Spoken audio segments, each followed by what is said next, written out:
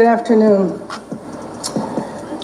Today, I was on my way to the press conference with the governor talking about the 6-month anniversary of the fire of the natural disaster. Bass on the ice raids in Cali, guys. She was confronted today. When she confronted ICE agents. What's up, Bray? That there was a ICE operation, military intervention, who knows, at MacArthur Park. I turned around, we went to the park. I could see a helicopter in the air. I think it was a Black Hawk helicopter. And I saw military tanks. It was the Custom and Border Patrol, and it might have been They at it again in LA over these ICE raids, guys. To me, this is another example What's up, Mike? of the administration What's up, Miss D? What's up, Bray 59? By deploying what looked like a military operation. Live press conference from Mayor Bass. So I went to MacArthur Park she confronted ICE today in LA at MacArthur Park, guys. Now, you can spin it any way you like, but in my opinion, it's a political agenda of provoking fear. Double tap and that terror. screen, get the likes up. Frankly, it is outrageous and un-American that we have federal armed vehicles in our parks when nothing is going on in the parks. It's outrageous and un-American that the federal government sees our state's National Guard. It's outrageous and un-American that we have U.S. Marines who are trained to kill foreign soldiers overseas deployed in our American cities. So here's the truth. Bass confronted ICE today in LA. Other than fear, chaos, and politics. Home Depot one day, a car wash the next, armed vehicles and what looked like mounted military units in a park the next day. What happened to the criminals, the drug dealers, the violent individuals who were in the park today were children. It was their summer camp, their summer day camp. Those kids now have no activities this afternoon. They have to stay inside. They were ushered inside so that they didn't get exposed to the troops that were walking in formation across their playground She's talking about the troops. We did not want the ICE troops that were in LA today. ICE. Although I do have to tell you that I went and I spoke to an 8-year-old. I never let on what was going on upstairs. But did this 8-year-old tell me that he was afraid of ICE? She might lose her job. Okay. Tell me that he was afraid of ICE taking his parents, and he didn't think it was good to take people away?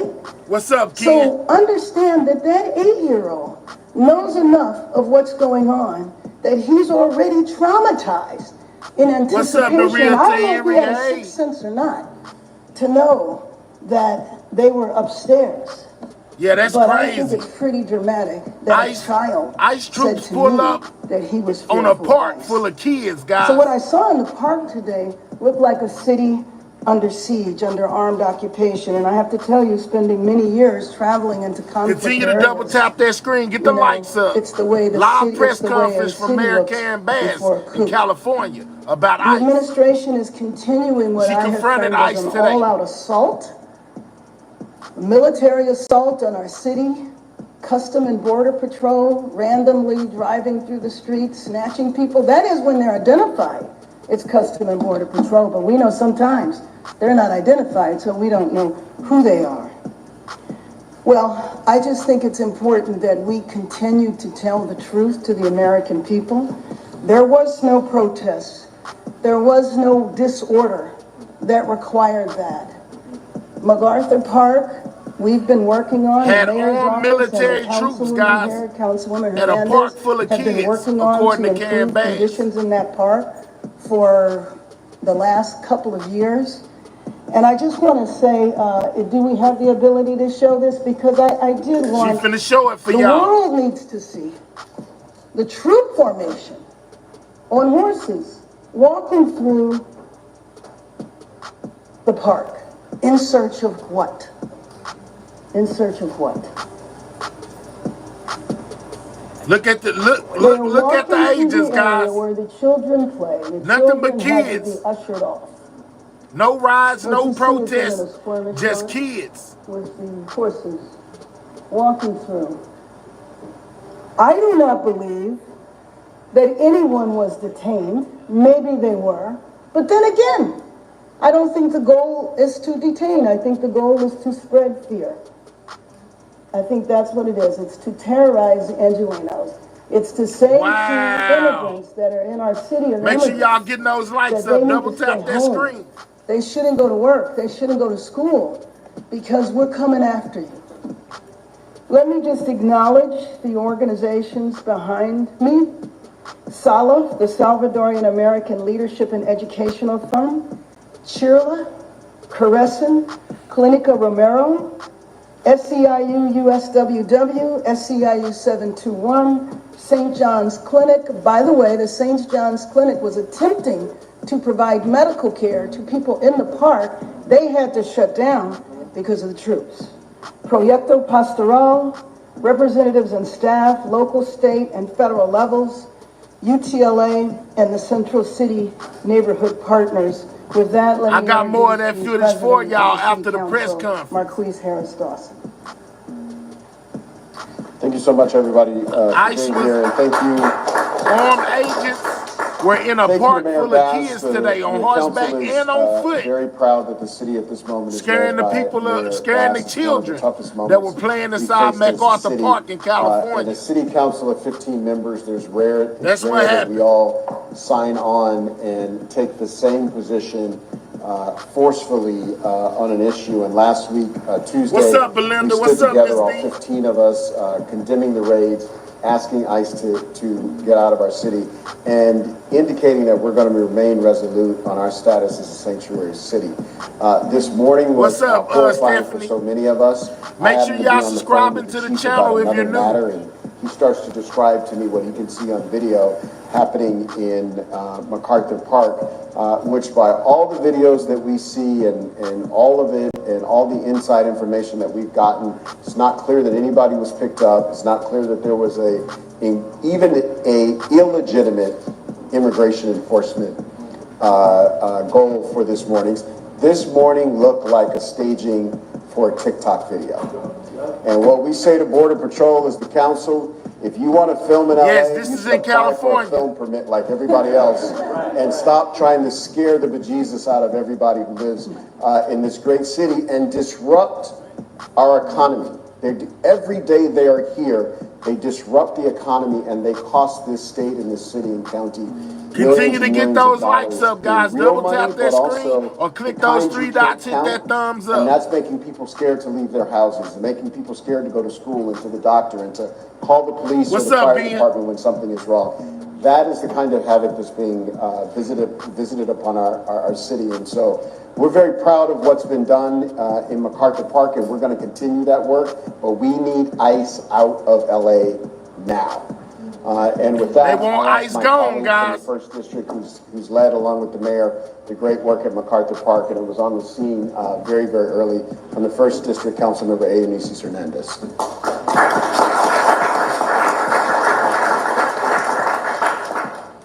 This morning, we witnessed the latest escalation in the Trump administration's depraved campaign against our city.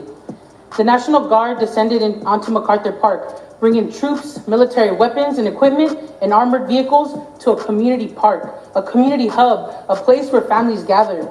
This happened while summer camp was in session at the park, and instead of playing games with their friends, young children were subjected to having to be ushered into the lower part of one of our buildings as terror was taking place in our community, as they were in a space where United States soldiers were there with weapons here against Americans in the city of LA.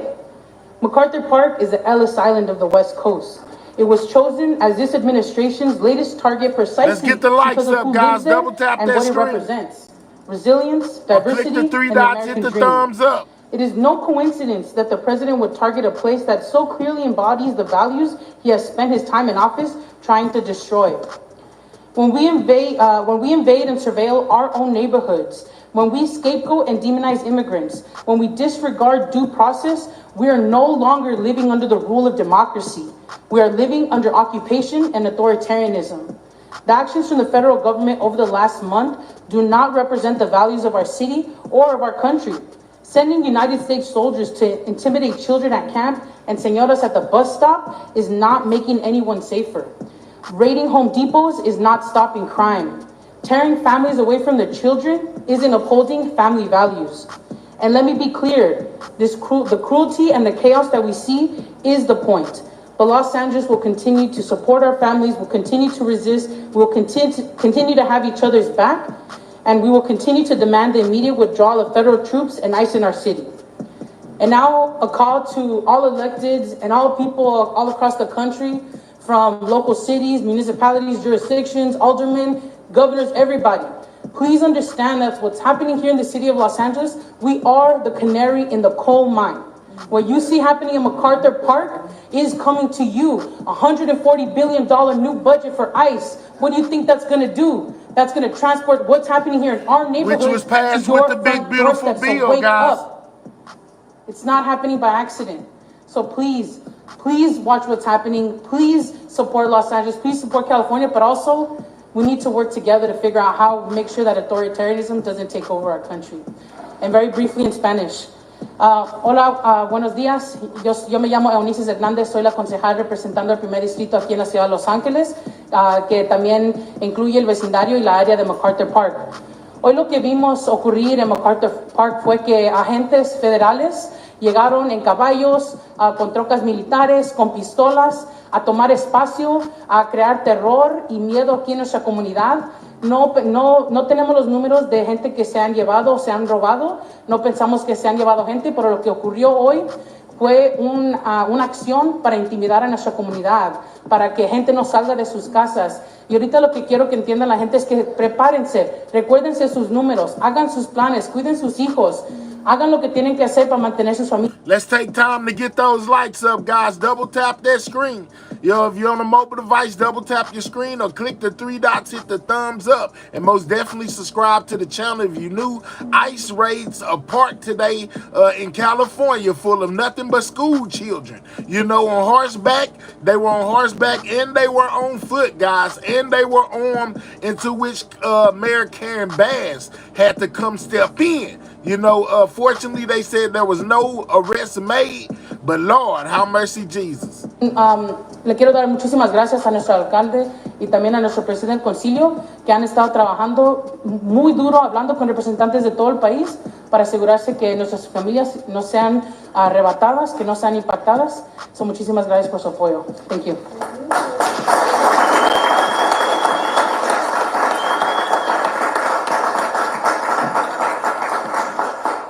Let me now introduce Maria Soria from the St. John's Community Health Street Medicine Team. Hi, my name is Maria. I work for St. John's medical team street medicine. I'm sorry, I'm nervous for street medicine. Every Monday we go to MacArthur Park to help the homeless, give them their basic needs. And any person that needs medical help. And today when we were doing outreach, the military pointed their guns at us and they were screaming at us, cursing to get the Said they pointed their weapons at them. And it was we were all scared because we were there to help, the homeless, and we couldn't even give them the basic needs. Hi, this is my supervisor, Jessica. Yeah, we're part of street medicine at St. John's. We provide medical services to the homeless people. We provide basic human rights to the patients, and we were there to support the immigrant community, anyone that's there that's homeless in need. We provide them a lot of services, and they told my team to leave. Let's get 100 on that like, guys. We got 300 people, 35 likes. Double tap the screen on your mobile device or click the 3 dots, hit the thumbs up, guys. To each other as they were looking at our van, so I'm not sure if they were thinking of coming towards us, which they did, but for a moment I thought they were going to actually target us. So it's really unfortunate that we can't do our work anymore safely, provide healthcare to people that really need it, because we're in fear, even though we're not doing anything wrong.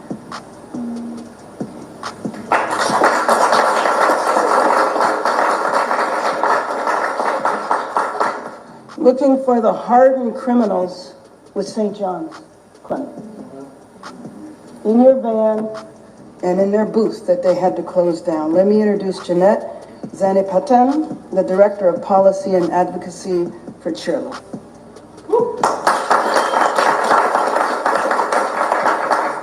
Good afternoon. My name is Jeanette Sanipatin. I'm the Director of Policy and Advocacy at Chirla.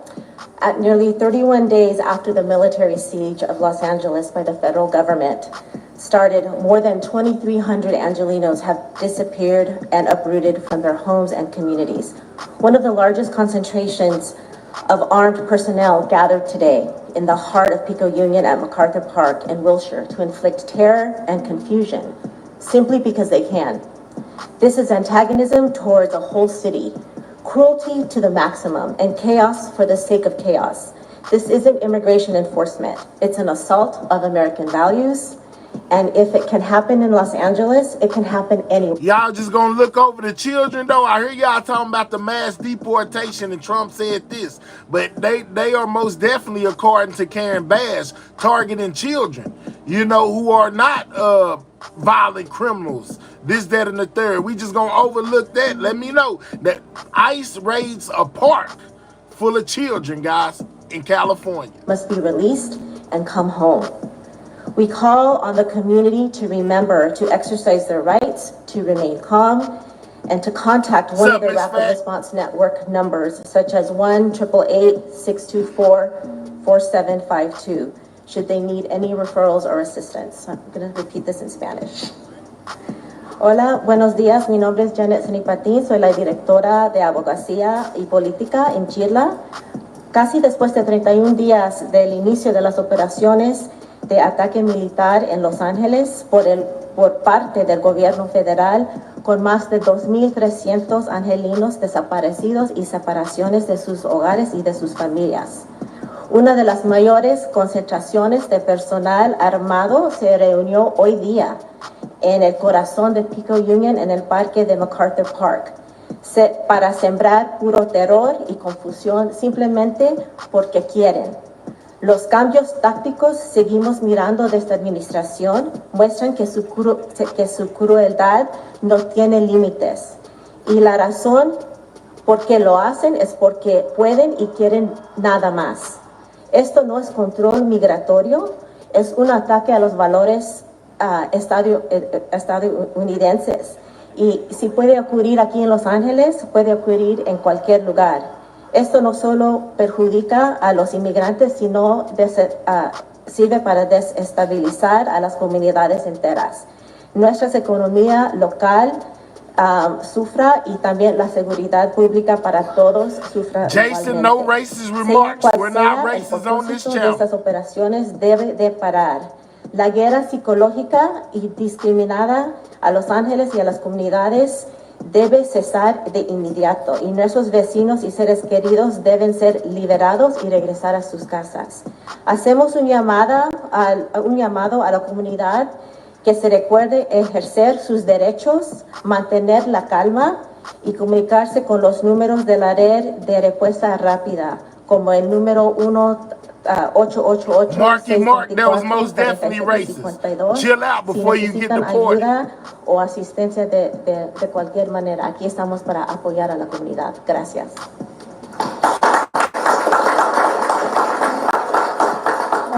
Before I open it up for questions, I just wanted to make two quick points, which is, I don't know if it was the goal of the administration to divide this city.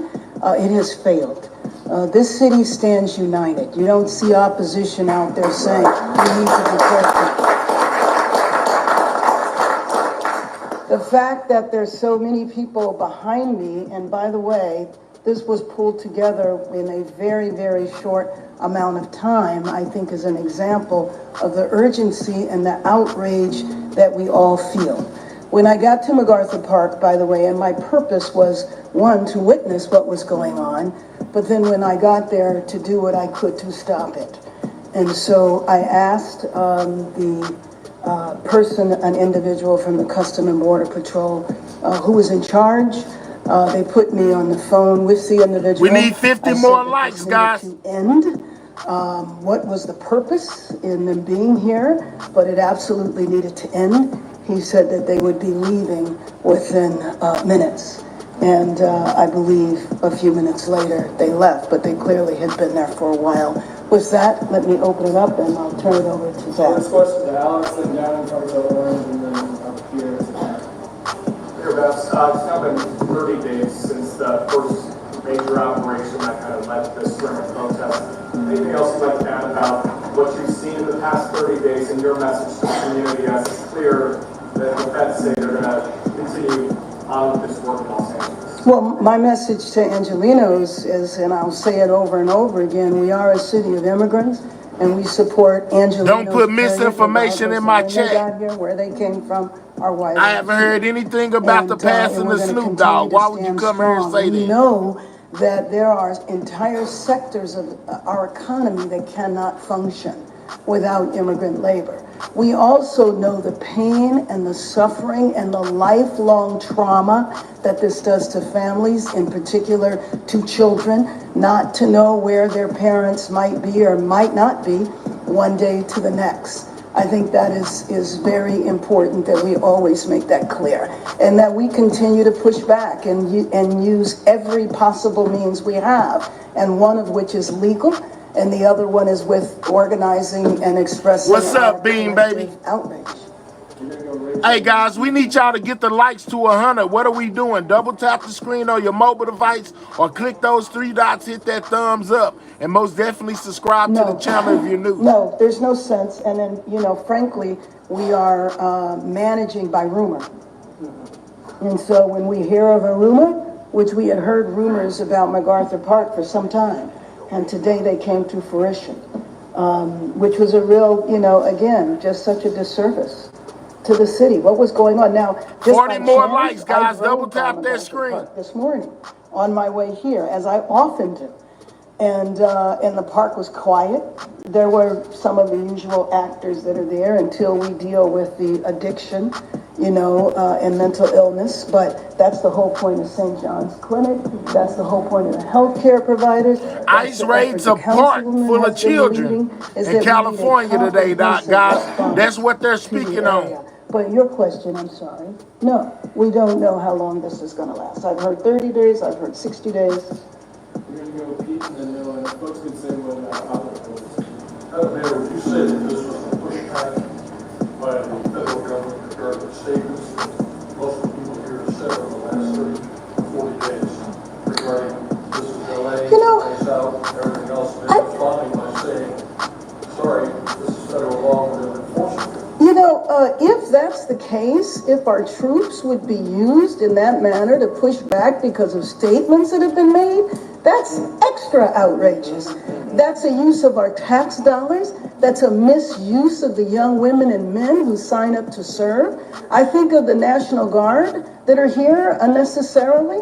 They've pulled people away from their families, away from their work, away from their school. People wind up losing jobs. They wind up not finishing their education for somebody's political stunt.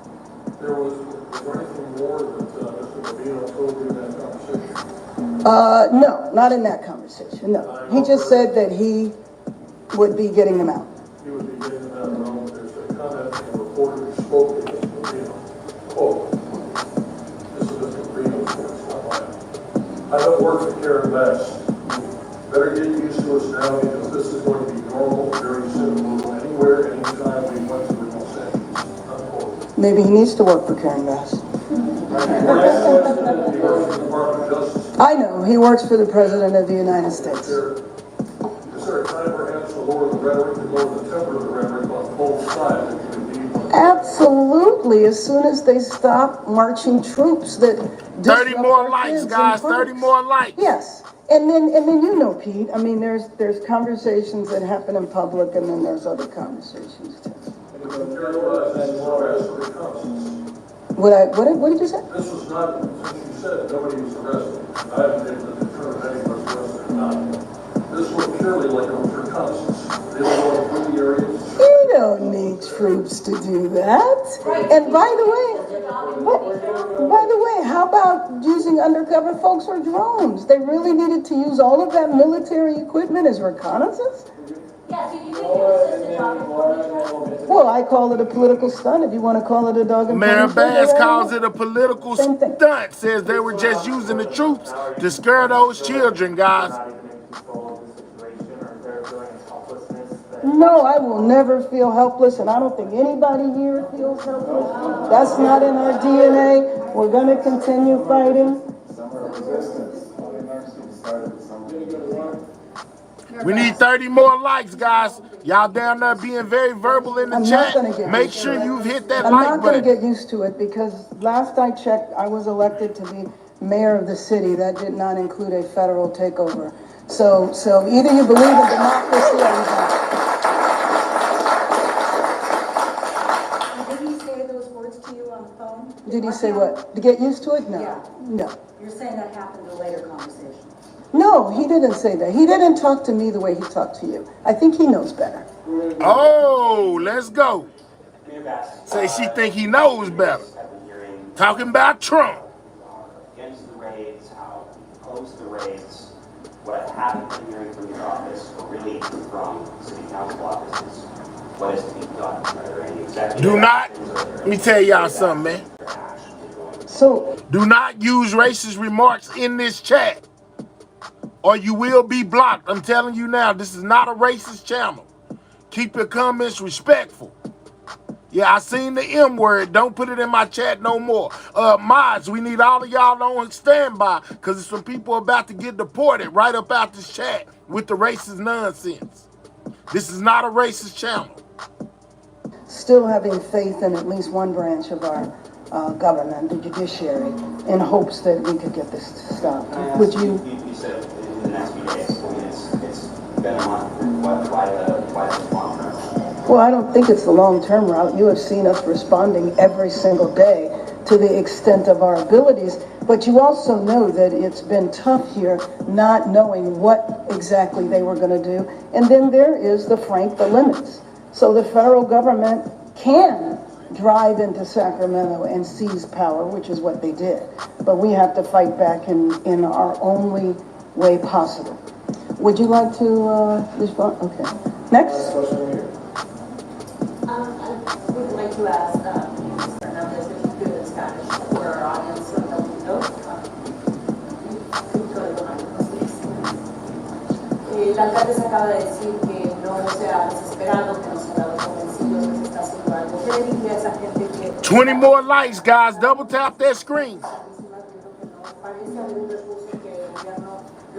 ICE raids a park full of children in California. El gobierno federal sí tiene poderes, quieren entrar, quieren tomar posesión del estado y de la ciudad.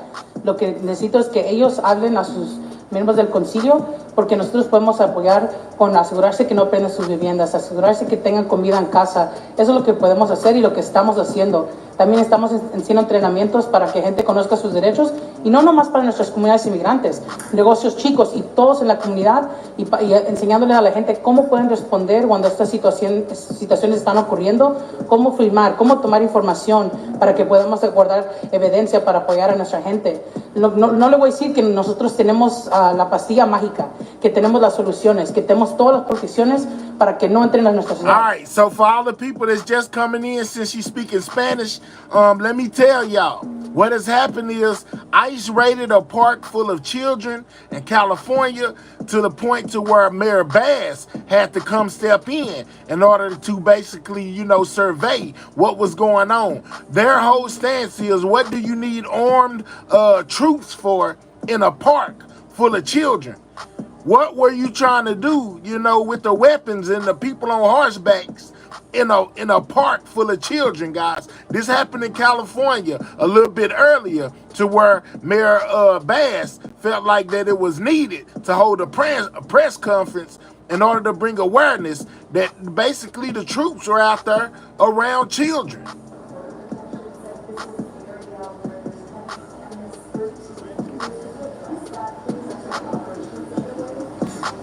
I don't believe that one bit.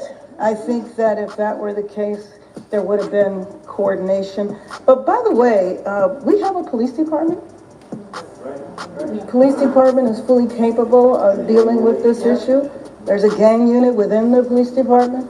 The police department. We need 14 more likes, guys. Get the likes to 100. Double tap that screen or click the three dots and hit the thumbs up. Where are they? Thank you, everyone.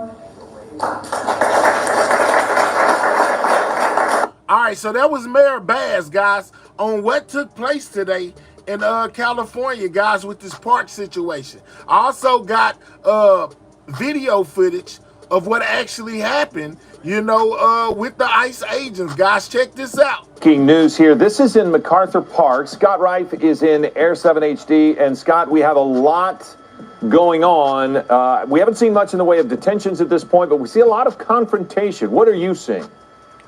Absolutely. There's a lot of activity and a big deployment here, bigger than we've really seen in the past for the most part. You see the armored vehicle traveling right through MacArthur Park right now. You see a lot of people trying to antagonize them, if you will, coming up to the vehicle, stopping it, and LAPD has... What do you need with an armored vehicle in the middle of a park full of kids, guys? I'm just saying.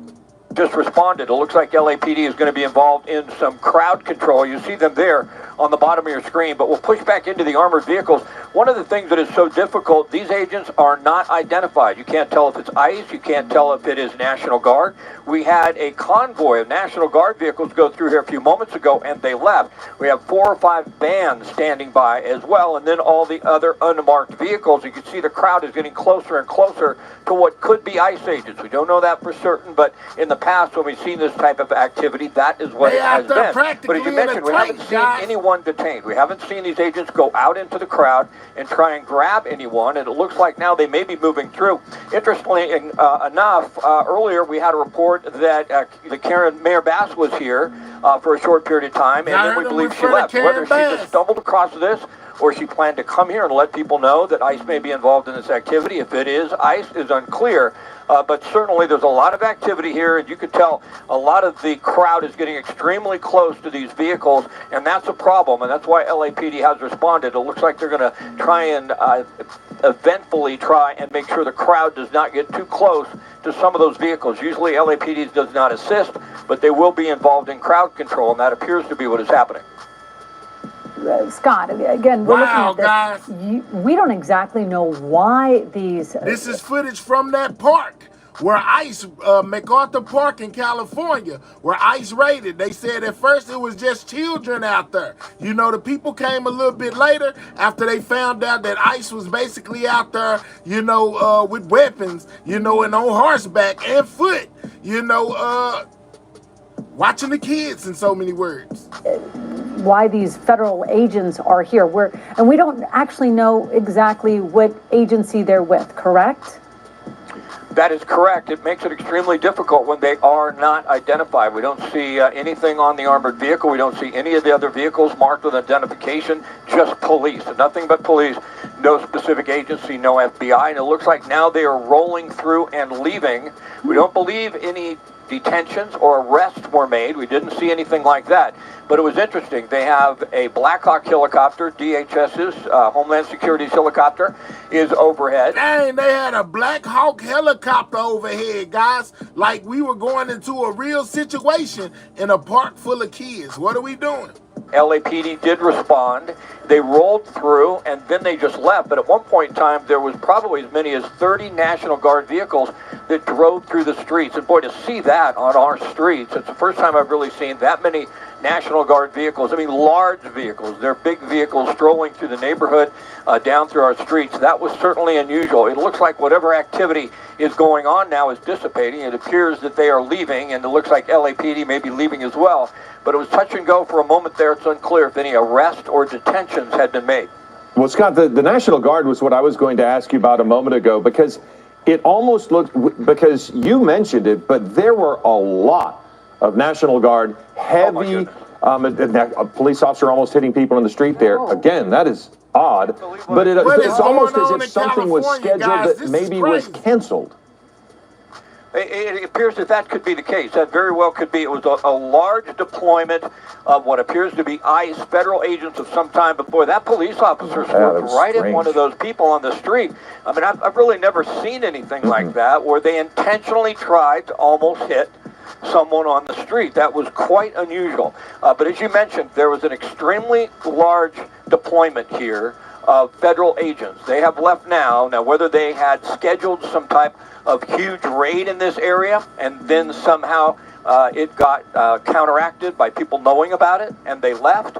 But it was certainly very unusual to saw what we saw here over the last 15 to 20 minutes. Yeah, very intimidating presence when we saw it just in the commercial break before we got to your live report. It was interesting to see. It was just this caravan of so many this is taking place military in California, vessels guys. and large ones, and they're full of people inside. So again, we're watching this, we're monitoring this. We watched that LAPD cruiser really kind of getting slightly aggressive. She said it was a Black Hawk helicopter in the sky. For what? Out there, I know that people are frustrated and people are jaywalking and probably hindering law enforcement. But again, you don't want things to get escalate. You know, that's the last thing anybody needs out here. Yeah, the danger of people in the street, especially when we saw the federal agents in the street, how confrontational people were, and it did seem as if the officers, in a sense, maybe, Scott, trying to send a message. I don't think they were even close to trying to hit the person, but they were certainly trying to get people to get out of the street, because this was one of those moments where it could have gone either way, and you really needed the crowd to disperse. Sure, yeah. I don't know. I haven't seen that before. I've never seen that. A patrol car swerve towards a person that's standing in the street to try and get him out of the way. Whoa, guys, what is going on? It is clearing for the most part. That is Wilshire Boulevard that is now shut the down. news is saying that the policeman swerved, at the pedestrian in the street. However you view it, but that's what they saying. So I guess it's allegedly. Runs right through the middle of MacArthur Park here, and it looks like they're stopping traffic. Go to the bottom of your screen. LAPD had set up down here, and it looked like when they responded, what they do is they just get some sort of complaint that there's activity. They don't get any forewarning that something like this is going to happen, and when they respond, they will get involved with crowd control. It looks like that was their intent initially. Now, since the armored vehicles rolled out and the federal agents have left, it looks like the LAPD is leaving the scene as well. We don't know if anybody was hurt or injured or detained at this point. Okay, Scott, thank you very much. Yeah, a wild moment, guys. Wow. Yeah, hey, if it wasn't reported, you probably wouldn't believe it. Here go Karen Bass, basically on the scene when all of this was taking place, guys. Here, as you are taking a look at a large convoy and DHS officials right there, agents, and this is from our Fox correspondent Bill Malugin saying that breaking news, we are with hundreds of federal agents and military as a massive federal immigration enforcement operation is underway in the MacArthur Park area of the sanctuary city of Los Angeles, an area with heavy MS-13 influence. Mayor Bass has demanded that the raids stop. So this is another live look, aerial view right here from KTTV as hundreds of federal agents and military are part of this massive immigration enforcement. You can see, in fact, the large tanks right there. You can see the agents in their gear. And so it is official that this is ICE, guys. So to all of y'all saying, how do we know this is ICE? They just told you.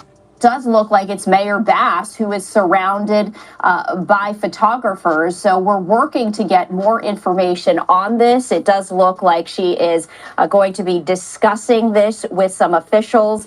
I'm just going to raise the audio. This is from the helicopter of our Fox 11 LA team. So it's unclear as to whether or not we're actually going to get any sound. But that is LA Mayor Karen Bass walking the streets there in LA as hundreds of federal agents and military are operating a federal immigration enforcement operation. This is happening right now. A federal, this is on, immigration operation, guys. So it's official. This is most definitely ICE. Los Angeles. So you can see that Mayor Bass surrounded by media as they're asking her for comment. We also see a number of federal agents surrounding the area as well, as this is a DHS raid operation happening right now in LA. This is a live look from our KTTV helicopter, and you can see Mayor Bass there in the teal suit right there. It's a little hazy, as you can see that the helicopter now panning away, but we did want to share this with you coming into our Live Now for Fox Studios at this moment from LA, as hundreds of federal agents and military are there in LA as part of a federal immigration enforcement operation. We are working together. More information, and should we hear from LA Mayor Bass, we will do so. I am just going to raise the audio. This is crazy, guys. If it wasn't already enough unrest in California, it just got a bit more, man. This is wild. Continue to double tap that screen. Get those lights up. Subscribe to the channel if you're new. What do you think about it? Is this a bit too much, for a park full of kids? See if we can hear anything. This is a live look from the helicopter, so it is unlikely, but let's just try. This is where we are. This is really the altitude where we're at. This is the 2X. This is just the glass, and then when I hit the digital doubler, we lose resolution.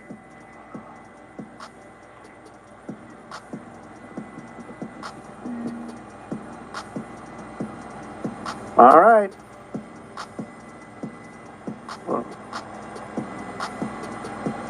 Can we get 200 on that like button, guys? Click those 3 dots, hit that thumbs up. Subscribe to the channel. That's the digital doubler. That's what you're seeing. You're cutting the resolution down.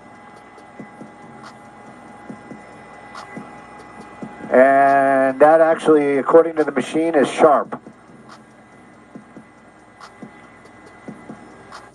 So we are hearing from the helicopter operator right there, and it does sound like he is answering some questions that we don't hear.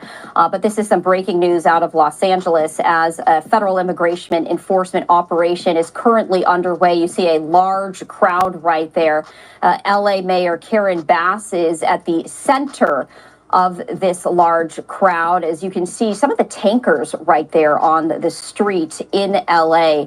And according to Fox News correspondent Bill Malugin, this is an operation in the MacArthur Park area of LA, an area that he says has a heavy MS-13 influence.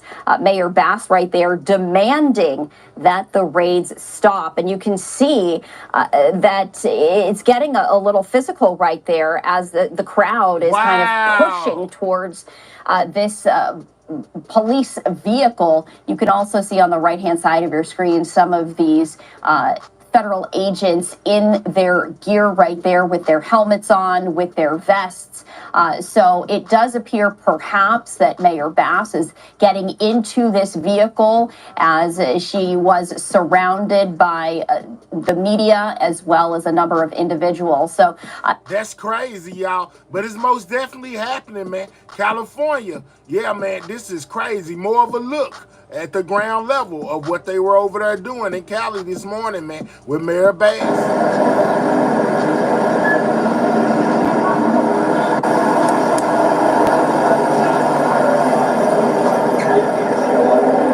Now, you would think they were going into a threshold, full of criminals or something, with the amount of weapons and, the vehicles, this, that, and the third, Black Hawk helicopters in the sky. But actually, they went to a park full of children, guys, per se by Karen Bass. She said it was a park full of children that they descended on. This is crazy.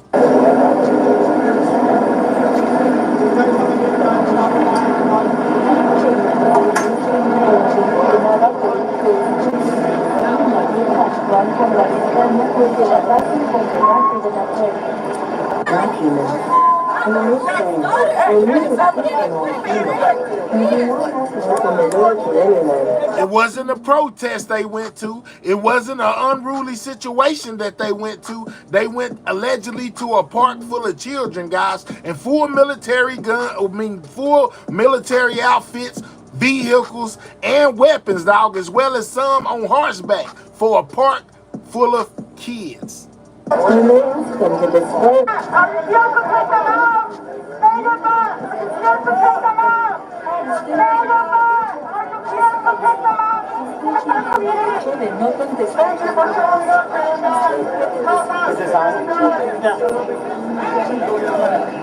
One question. Mayor Mask, can we talk to you really quick, Channel 7? What are you doing to protect journalists?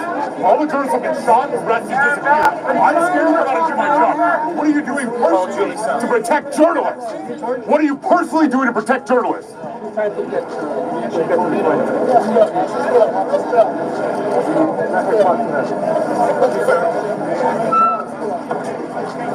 Aaron Bass, what are you gonna do?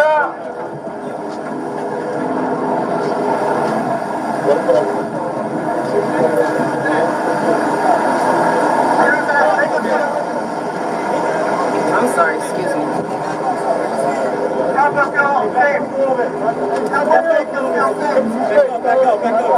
Karen got him on the phone, you know what I'm saying? It seems like she went out there to neutralize the situation, maybe to get them, to try to get them to leave. Man, this is crazy, y'all. It is pure chaos out there.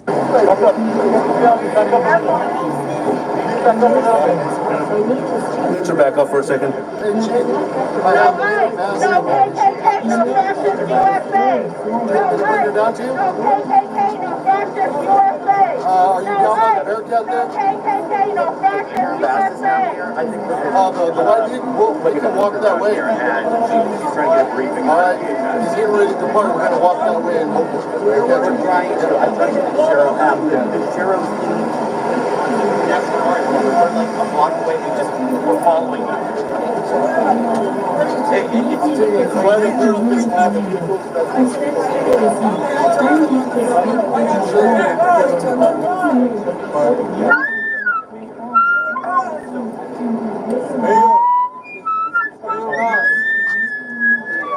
This is crazy, guys. We need 50 more likes.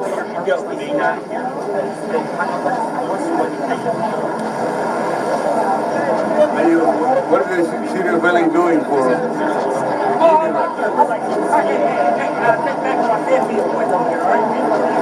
¿Qué está haciendo la ciudad de Los Ángeles por los inmigrantes? La pregunta que le hacemos.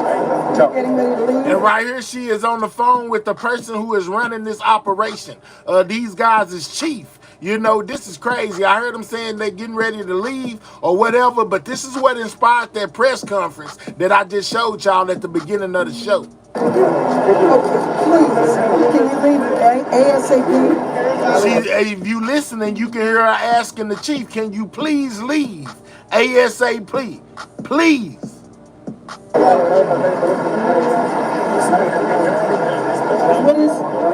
What is Karen Bass is a liar. Where she's getting briefed on the mission. No. Karen Bass is a liar. Karen Bass is a liar. She knows the Olympics. No, the Olympics are coming in 2028. I hear a heckler out there saying that Karen Bass is a liar. She knows that a lot of this is going on because of the Olympics, allegedly. How true it is, I don't know. Just something I hear him saying in the background while she's on the phone with the chief that's over this operation that took place at this park full of children. Karen Bass is a liar.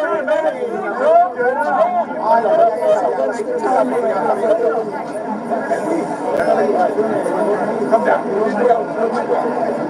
Please. Just start walking to the car. You have better. Okay, so Sorry. Hey, guys, I need to get my phone with the party. okay. Thank you. Thank you. Yes, my comment is they need to leave, and they need to leave right now.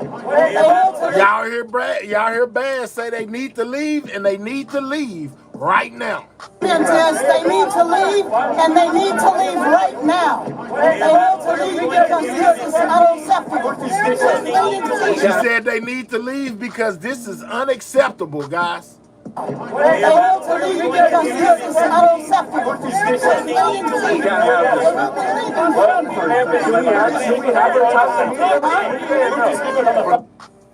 Man, this is crazy, y'all. Look at them on horseback, guys. Look at the horses. All of this taking place in a public park full of children, guys.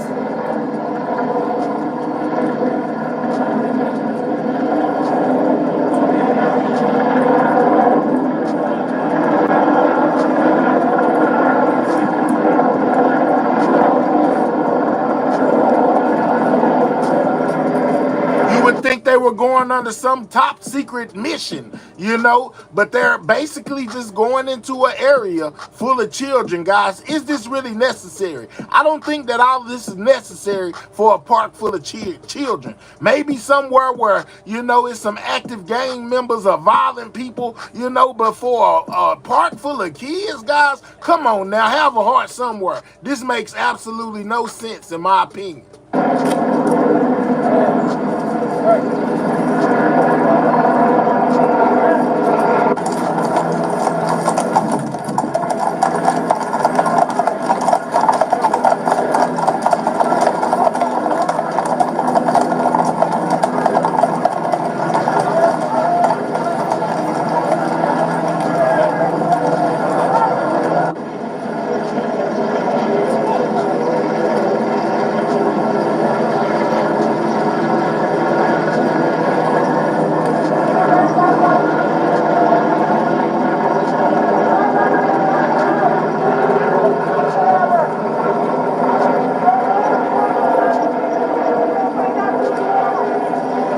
Wow, guys.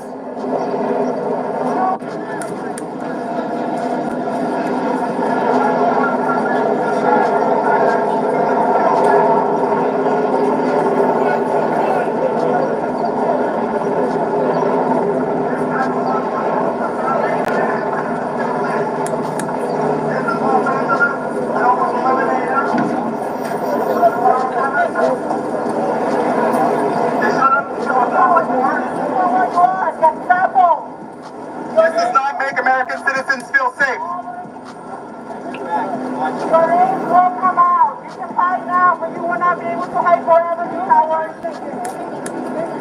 Cowards! This is LA, guys. We're going to remember you guys. We need 30 more likes, man. Get the likes up, y'all. This is LA earlier at MacArthur Park, guys, where armed federal agents, basically the military, was deployed on a park full of children, says Karen Bass, mayor of LA, guys. It's crazy.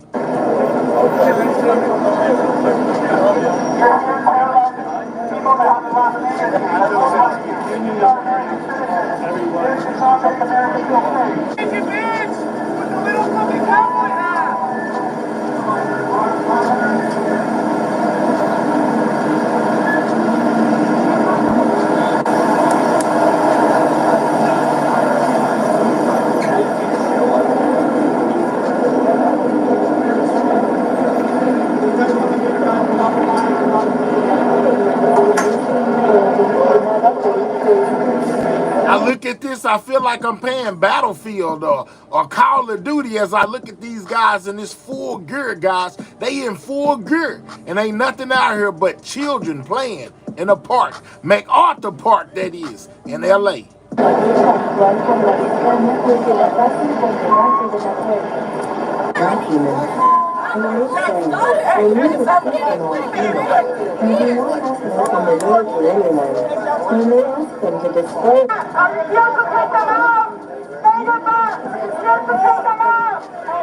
More Mayor Bass said she was on the ground with the situation.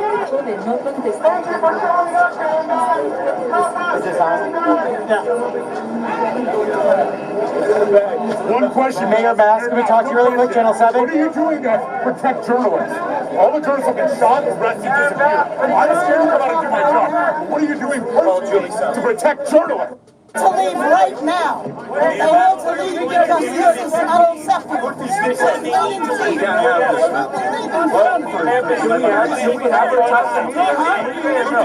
We're getting in the car right now. And you follow the website. Sort it out. What about the eliminating social security event? Yes, the eliminating what's going on there? Karen Bass is a liar. Karen Bass is a liar. Karen Bass is a collaborator. Karen Bass is a liar. Liar. Liar.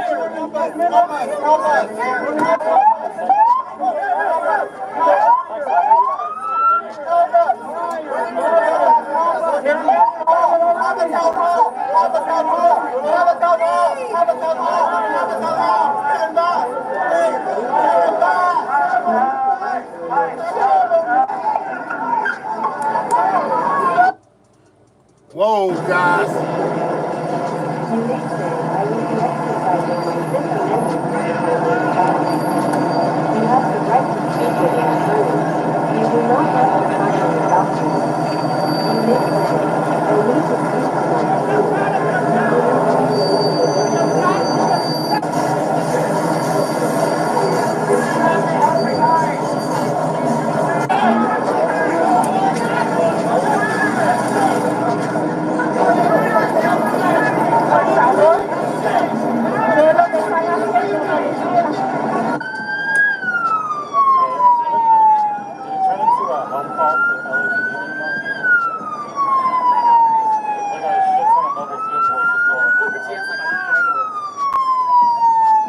have to sign the document.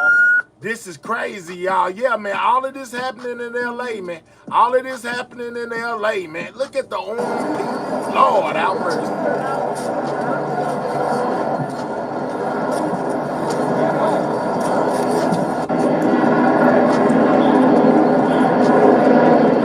Like, really, is all of this necessary, guys? You know what I'm saying? We got tomhoman. He spoke on the situation. Let's see what Tom had to say. Suspects are now in custody after a Texas police officer was shot in the neck while responding to a call outside of an ICE facility. So it happened in Alvarado, which is near Fort Worth. This was over the holiday weekend, and Jonathan Hunt is following this story for us. Hi, Jonathan. Good morning, Dana. This all played out in the late evening of July 4th outside the Prairieland Detention Center in Alvarado. Police officers responded to a call about a suspicious person outside the center. When they arrived, they saw someone who appeared to have a gun. One of the Alvarado officers tried to talk to that person, and at that point, several other people opened fire on the officer, who was hit in the neck. This happened outside a detention center in Texas, guys. Texas officer popped outside ICE detention facility in Texas. He was treated at a local hospital and has since been released. Officers arrested a number of people at the scene. A motive for the attack is still being investigated, but the Department of Homeland Security said a group of more than a dozen people had slashed tires of federal vehicles and damaged security cameras at the ICE facility. There was also another attack on an ICE facility in Portland, Oregon, Friday night, a facility that has been the site. So even though they're not exactly covering these riots and protests that are still going on, man, it's crazy, y'all. It's crazy, y'all. Man, they gotta hurry up and get a hand on this whole situation. It is really getting out of control, man. Double tap that screen, get the lights up. We should be well past 200 by now. Or click those three dots, hit that thumbs up, and most definitely subscribe to the channel if you're new. Of an ongoing protest for several weeks. Deputy Attorney General Todd Blanche wrote on X Saturday morning, quote, "We are closely monitoring the attacks on DHS detention facilities in Prairieland, Texas and Portland, Oregon, and are coordinating with the USAOs and our law enforcement partners. The department has zero tolerance for assaults on federal officers or property and will bring the full weight of the law against those responsible." Now, both attacks, Dana, happened on the day President Trump signed his... I wish your mama shut up. To whoever just said, I wish he'd shut up. I wish you would shut up. I wish, deport that man out my chat. You know what I'm saying? His sister needs to shut up. What's she talking for? This is my channel. I wish you would shut up. Jim, let's get Jim right up out of here. Jim, you've been deported. We'll holler at you. You don't got a green card. See you later. If you don't like my commentary, leave my chat, dog. Domestic policy bill into law, a bill, of course, that includes some $45 billion to expand the capacity of immigration detention centers and $31 billion for ICE operations. Dana? All right, Jonathan Hunt, thank you. On that topic, tomhoman joins us. Border Czar, North Lawn. Tom, good morning to you, and thank you for your time today. Good morning. Let's get to the big, beautiful bill in a moment. Who were these suspects who were fired, who actually fired the shots and were later arrested? Who were they, Tom? Look, they're your typical protesters that go from protesters to criminals. The attack on ICE officers, you've covered it many times, is up nearly 700% now. We were talking 500% a couple weeks ago, so it continues. The rhetoric against the men and women of ICE is skyrocketing, especially by members of Congress. We have senators, we have Congress people that compare ICE to the Nazis, compare ICE to racist, and it just continues. So the public thinks, well, if a member of Congress can attack ICE, why can't we? So the rhetoric has to stop. Or it's a matter of time for someone to, one of the ICE officers goes down or a criminal goes down. But we already see an officer go down. To be clear, so these were American citizens? These weren't illegals who opened fire? No. As far as the investigation, I want to get ahead of the local investigation on this, but they appear to be agitators, people that are protesting ICE operations, damaging ICE property, want to attack ICE officers. Okay, let's talk about the money. And Tom, you got a lot of it. $170 billion for immigration and the big beautiful bill. Here's $170 billion, y'all, to fund ICE basically going on wild, y'all. $170 billion. God, dog. But it'll cover, all right? $46 billion for border wall construction. That could be completed by the time President Trump's second term is done. $45 billion expanding immigration detention capacity. $30 billion for the ICE hiring and training. $6 billion for border technology and surveillance. And it really appears that really has not been something that's been talked about a lot in this bill. But that's going to go a long way. In addition, put this up. You have 10,000 new ICE agents. Currently, you employ 5,000. You add 10,000 more for a total of 15,000. Tom, how will immigration in America change? All part of the big, beautiful bill that the Democrats was against. Amount of resources going into the operation that you run. Look, this is the first time I've seen an ICE plus up in decades. I mean, I started in 1984. I saw the Border Patrol get plussed up, 4 or 5 times. When I was in the Border Patrol, we had like 4,000 agents. Now they got 20,000. ICE has never been plussed up at a meaningful level. And that was a problem because the more you plus up Border Patrol, the more the arrests on the border increase. When they arrest them, they go in detention. Now it's ICE's job, detention. It's ICE's job, transportation. It's ICE's job to go to immigration proceedings. It's ICE's job for removal. So ICE has never been plussed up at the level. This is the biggest plus up we've ever seen, which is going to create efficiencies in the program. We can transport people, detain people, remove people quickly, but it also adds more officers to the streets, which we need. You just said it. We got less than 5,000 deportation officers at ICE. We got over 20 million illegal aliens in this country. And I see the rhetoric right now, ICE, the number 3,000 days ridiculous. Well, I want to be clear. If you do the math, we would have to arrest 7,000 people every day for the remainder of the Trump administration just to remove those that Biden released into the country. So $3,000 people a day is not unreasonable. This gets more agents on the street to arrest more criminals, more national security threats. It couldn't come fast enough. Tom, will this change some aspects of America?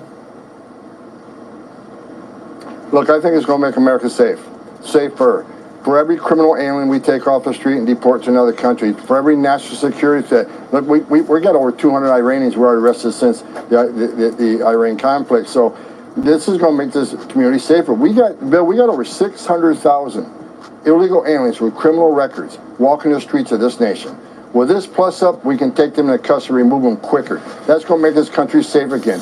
We're going to show the whole world that if you enter this country illegally, which is a crime, and you commit yet another crime here, there is zero tolerance. We're going to find you and deport you. We got to show the world there's consequences for violating our law. One more thing here. We watched about a week ago, Everglades, Southern Florida, Alligator Alcatraz was open. Here's the headline. Alligator Alcatraz 2.0, second migrant detention center plan in the Florida Everglades. You've got that, and you've got Stephen Miller, who said this about a week ago. Roll this. We want to go to every Republican state, pick up the phone, call DHS, work with us to build facilities in your state so that we can get the illegals out, we can get the criminals out. Tom, which states do you see accepting that today? Look, I think every red state governor would want to help us do this because we need a lot more beds. We need 100,000 beds, and right now we got about 58,000 in custody. So we got to ramp up those beds quickly. Thank God, Governor DeSantis came through. This is a great facility. It's got an airstrip right there that we're going to use not only to deport people from that facility, we're going to use that as a staging area for the East Coast. We got a staging facility in Arizona. We got one in Texas. It's great. In Louisiana. It's great to have one in Florida. But I hope all the red state governors step up and help us do this because we need beds quickly. Immigration situation is getting out of control. They got a prison system. They can certainly build upon that. But And it's also going to give an efficiency to American taxpayer. Detention facilities are expensive. We're looking for the best deal out there. We're still going to count on our private contractors. They do it better. They do it cheaper than the U.S. government does it. But we want the government to step up. This is their problem too. I mean, what Biden administration did to this country is a problem for every state in the country, even blue states. But I just don't think they're going to step up because they're too busy attacking ICE and they're too busy attacking Trump policies. On that point, quick question, quick answer. Could this get ugly? It's already ugly. As long as the false stories go out being pushed out by the media and members of the Hill, it could get ugly. I just hope the rhetoric stops because we're talking about life and death here. These men and women of ICE, the men and women of Border Patrol, remember this, they're mothers and fathers too. They don't hang their heart on a hook when they go to work. They're enforcing the laws enacted by Congress. If you don't like it, go protest Congress. Tomhoman, thank you for your time. We'll speak again very soon. Wow, guys. So y'all heard what Tomhoman had to say as far as this goes. He also did another one. He held his own little press conference where he spoke about what's going on with ICE and how they vow to do their job no matter what nobody thinks. Hold on. Let me pull it up. Continue to double tap that screen, guys. Get the lights up. It's not over yet. It's more. There's more, guys. Yeah, man. This situation is crazy. Check this out. They're helping the recovery effort, and the Border Patrol air assets are involved. I think Secretary Noem reacted quickly. I mean, thank God President Biden. Is the flash flooding conditions in Texas. I know your focus is on border security, but can you just walk us through sort of the federal response and sort of what it might end with that? Look, I think Secretary Noem and President Trump responded quickly. I know even the Border Patrol Border Star unit was deployed. Thank you, liars everywhere. Border Patrol air assets are involved. I think Secretary Noem reacted quickly. I mean, thank God President Biden's not president. We'd still be waiting for a response. Tom, can you talk about the big beautiful bill and what sort of money you're going to see? For the 170 billion is what they saw. We're going to reduce a lot of things. As far as the border, it's going to continue the border barriers, border walls. Border walls work. Every place to build a wall, illegal immigration decrease, illegal drug flows decrease. And not just border walls, it's going to buy more river buoys. River buoys are very effective. And it's also going to... Howard, I don't just show Fox News, I show all news, man. This is everything news. If it's on and I find it, I show it. I'm not biased over here, dog. I'm just reporting the information. You go do your own research. You know, I'm just putting the information out there for you to know what's going on. I don't care where it comes from. Why you talking about why are you showing Fox News? Man, listen, dog, why did you listen to the people that you listen to? Give the technology we need on the southern border. In the existing wall and the new wall. When President Biden came in office, not only did he stop building the wall, he stopped putting the technology in the existing wall that does a lot of good things. So right now he's talking about the border wall. What's up, homebody? There's a lot of dead zones on the border. That's an officer safety issue. I don't want to get specifics, the law enforcement sensitive, but the technology of that wall helps us to realize when someone's approaching the wall, someone climbs the wall. So we need that technology there. So it's a border wall system. So we're going to continue the wall building.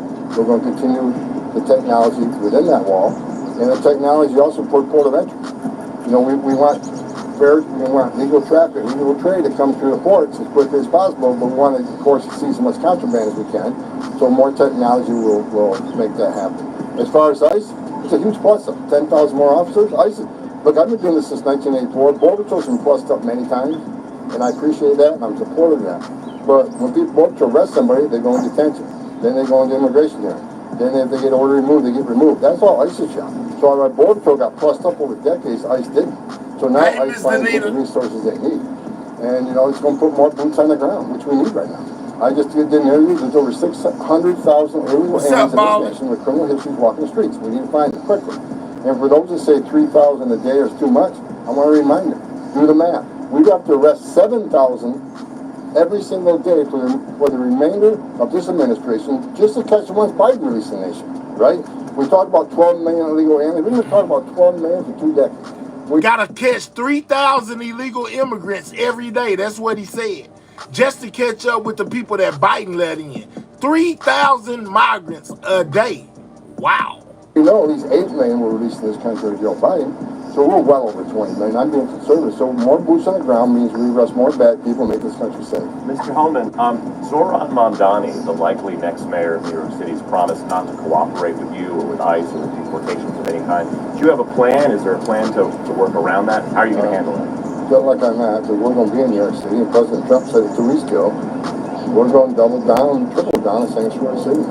Why? Not because they're blue city or blue state, because we know that's where the problem is. We know they're releasing public safety threats and national security threats to the streets every day because they don't honor our detainees. We know that. We don't have that problem like in Florida, where every sheriff in the state's working with us. So where we're going to send our assets, we're going to send them where the problem is. Sanctuary cities. So I've said it before, we'll flood the zone of sanctuary cities. If they don't let us arrest a bad guy in the county jail, they're going to arrest him in the community. We're going to arrest them at a work site. So we're going to increase community operation. We're going to increase work site enforcement operation. We're going to get the bad guys. So if they don't want to help, get out of the way. We're coming to do it. You have a priority list? So what things you'd like to do first, or are you going to do it all at the same time? Same as day one. National security threats, public safety threats are always the priority. But if you're in the country legally, you're not off the table.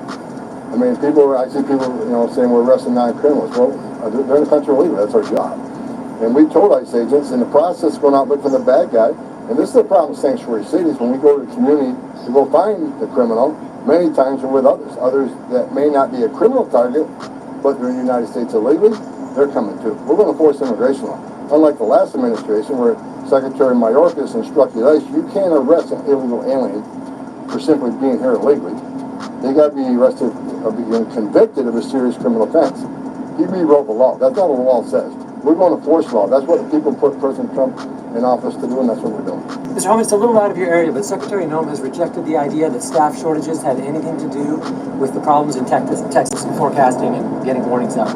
Are you interested in a serious investigation to find out whether staff shortages had anything to do with it? I was upset. You're right. It's out of my lane. Secretary Noem, I'm sure he's all over this. Of course, the first thing the left wants to do is, when there's a tragedy like this, is blame somebody in the Trump administration. Bottom line is, I looked at response that occurred. It's a far better, quicker, appropriate response than you would have seen in the Biden administration. News Nation has reported on concerns of Iranian nationals working with Mexican drug cartels and trying concerns of Iranian nationals working with Mexican drug cartels to try and cross the border. Is that something you're tracking? How serious of a concern is that? I can't comment on that. We're well aware of it, and we're all over it. Thanks, Will. Thank you. Thank you. Thanks. All right, hold up. You know what I'm saying? So that was some of Tom Homan on what's basically ICE is doing. Now remember, the big beautiful bill passed, right? So basically, Elon Musk vowed to start a brand new political party if that happened. Guess what, guys? He has announced his brand new political party. Let's go there. Hold on real quick as I pull it up. Ms. Danita, I gotta go. You gotta wait a second.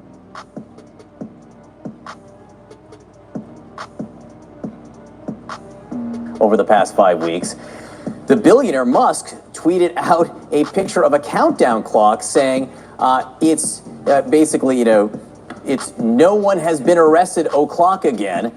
That's in regards to Jeffrey Epstein, after, of course, Elon Musk announced plans to start a third political party called the America Party. With us now, CNN senior political commentators David Urban and Van Jones. Van, first about Elon Musk and a third party.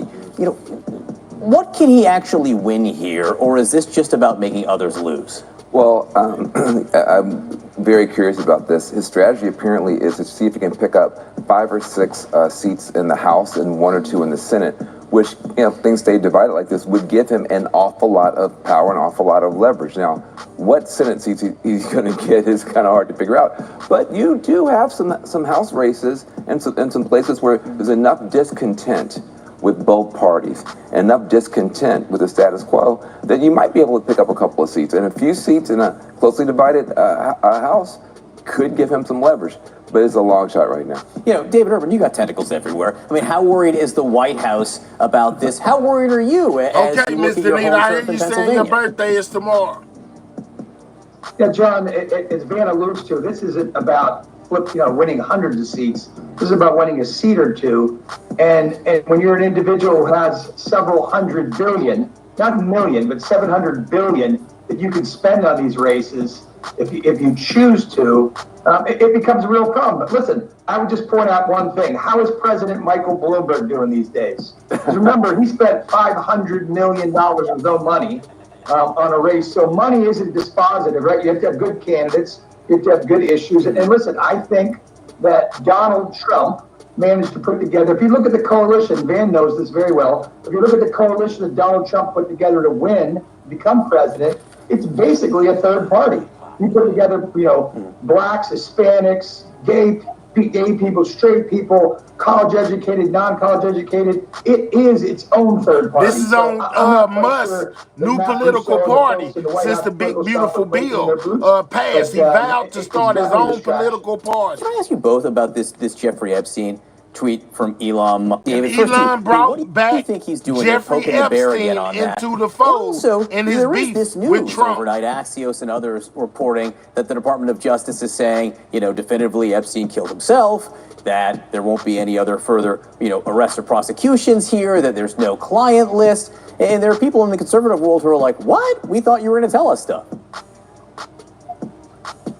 Yeah, listen, I think it's a whole lot to do about nothing. It lives in those dark crevices of the underbelly of the internet where rumors and terrible things exist like this. And I have a great deal of faith that the former Trump Justice Department under Attorney General Barr did a very good job of looking at it, peeling back the onion and finding out there's no more there than is already there. Why the entire client list or whatever, the black book has not been made public is beyond me. But do I think that Donald Trump was a part of any of this? Absolutely not.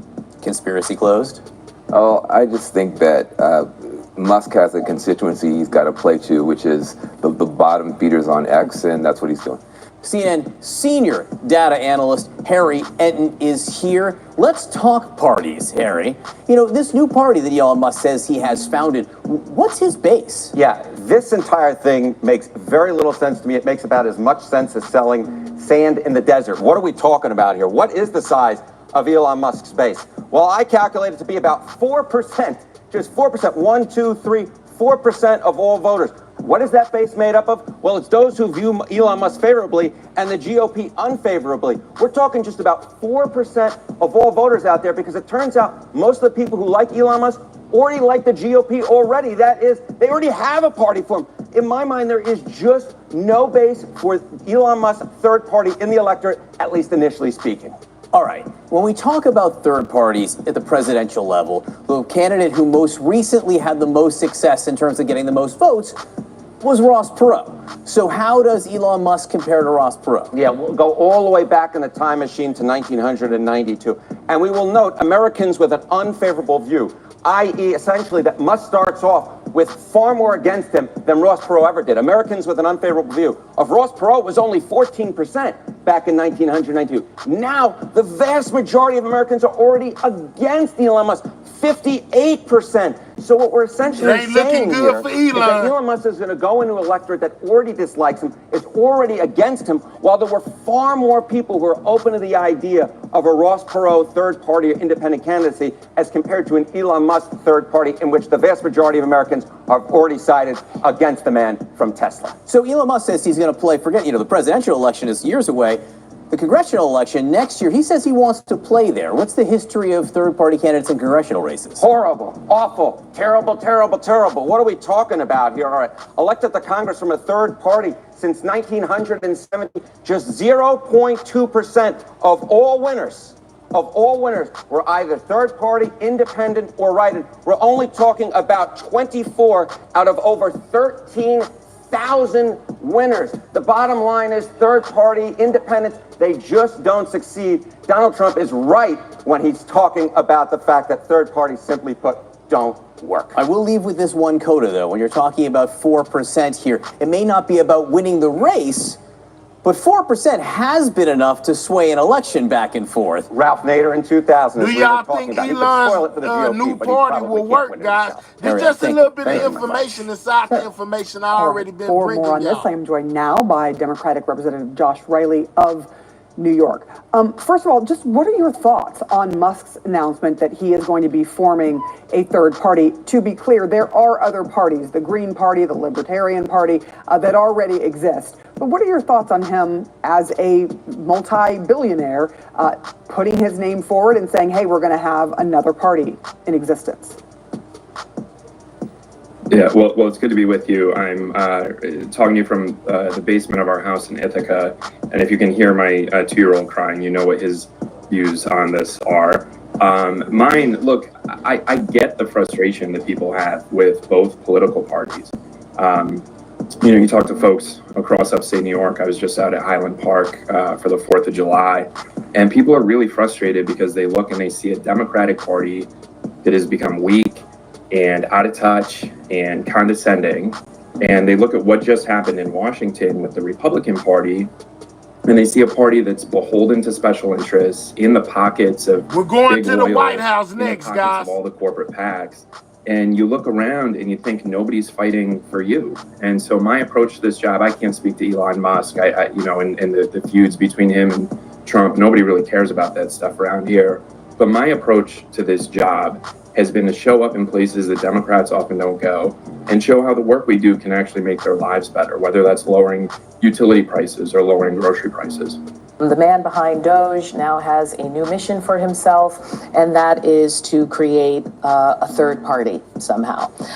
It's going to be called the America Party, and the spark is him being upset, allegedly, about the big, beautiful bill.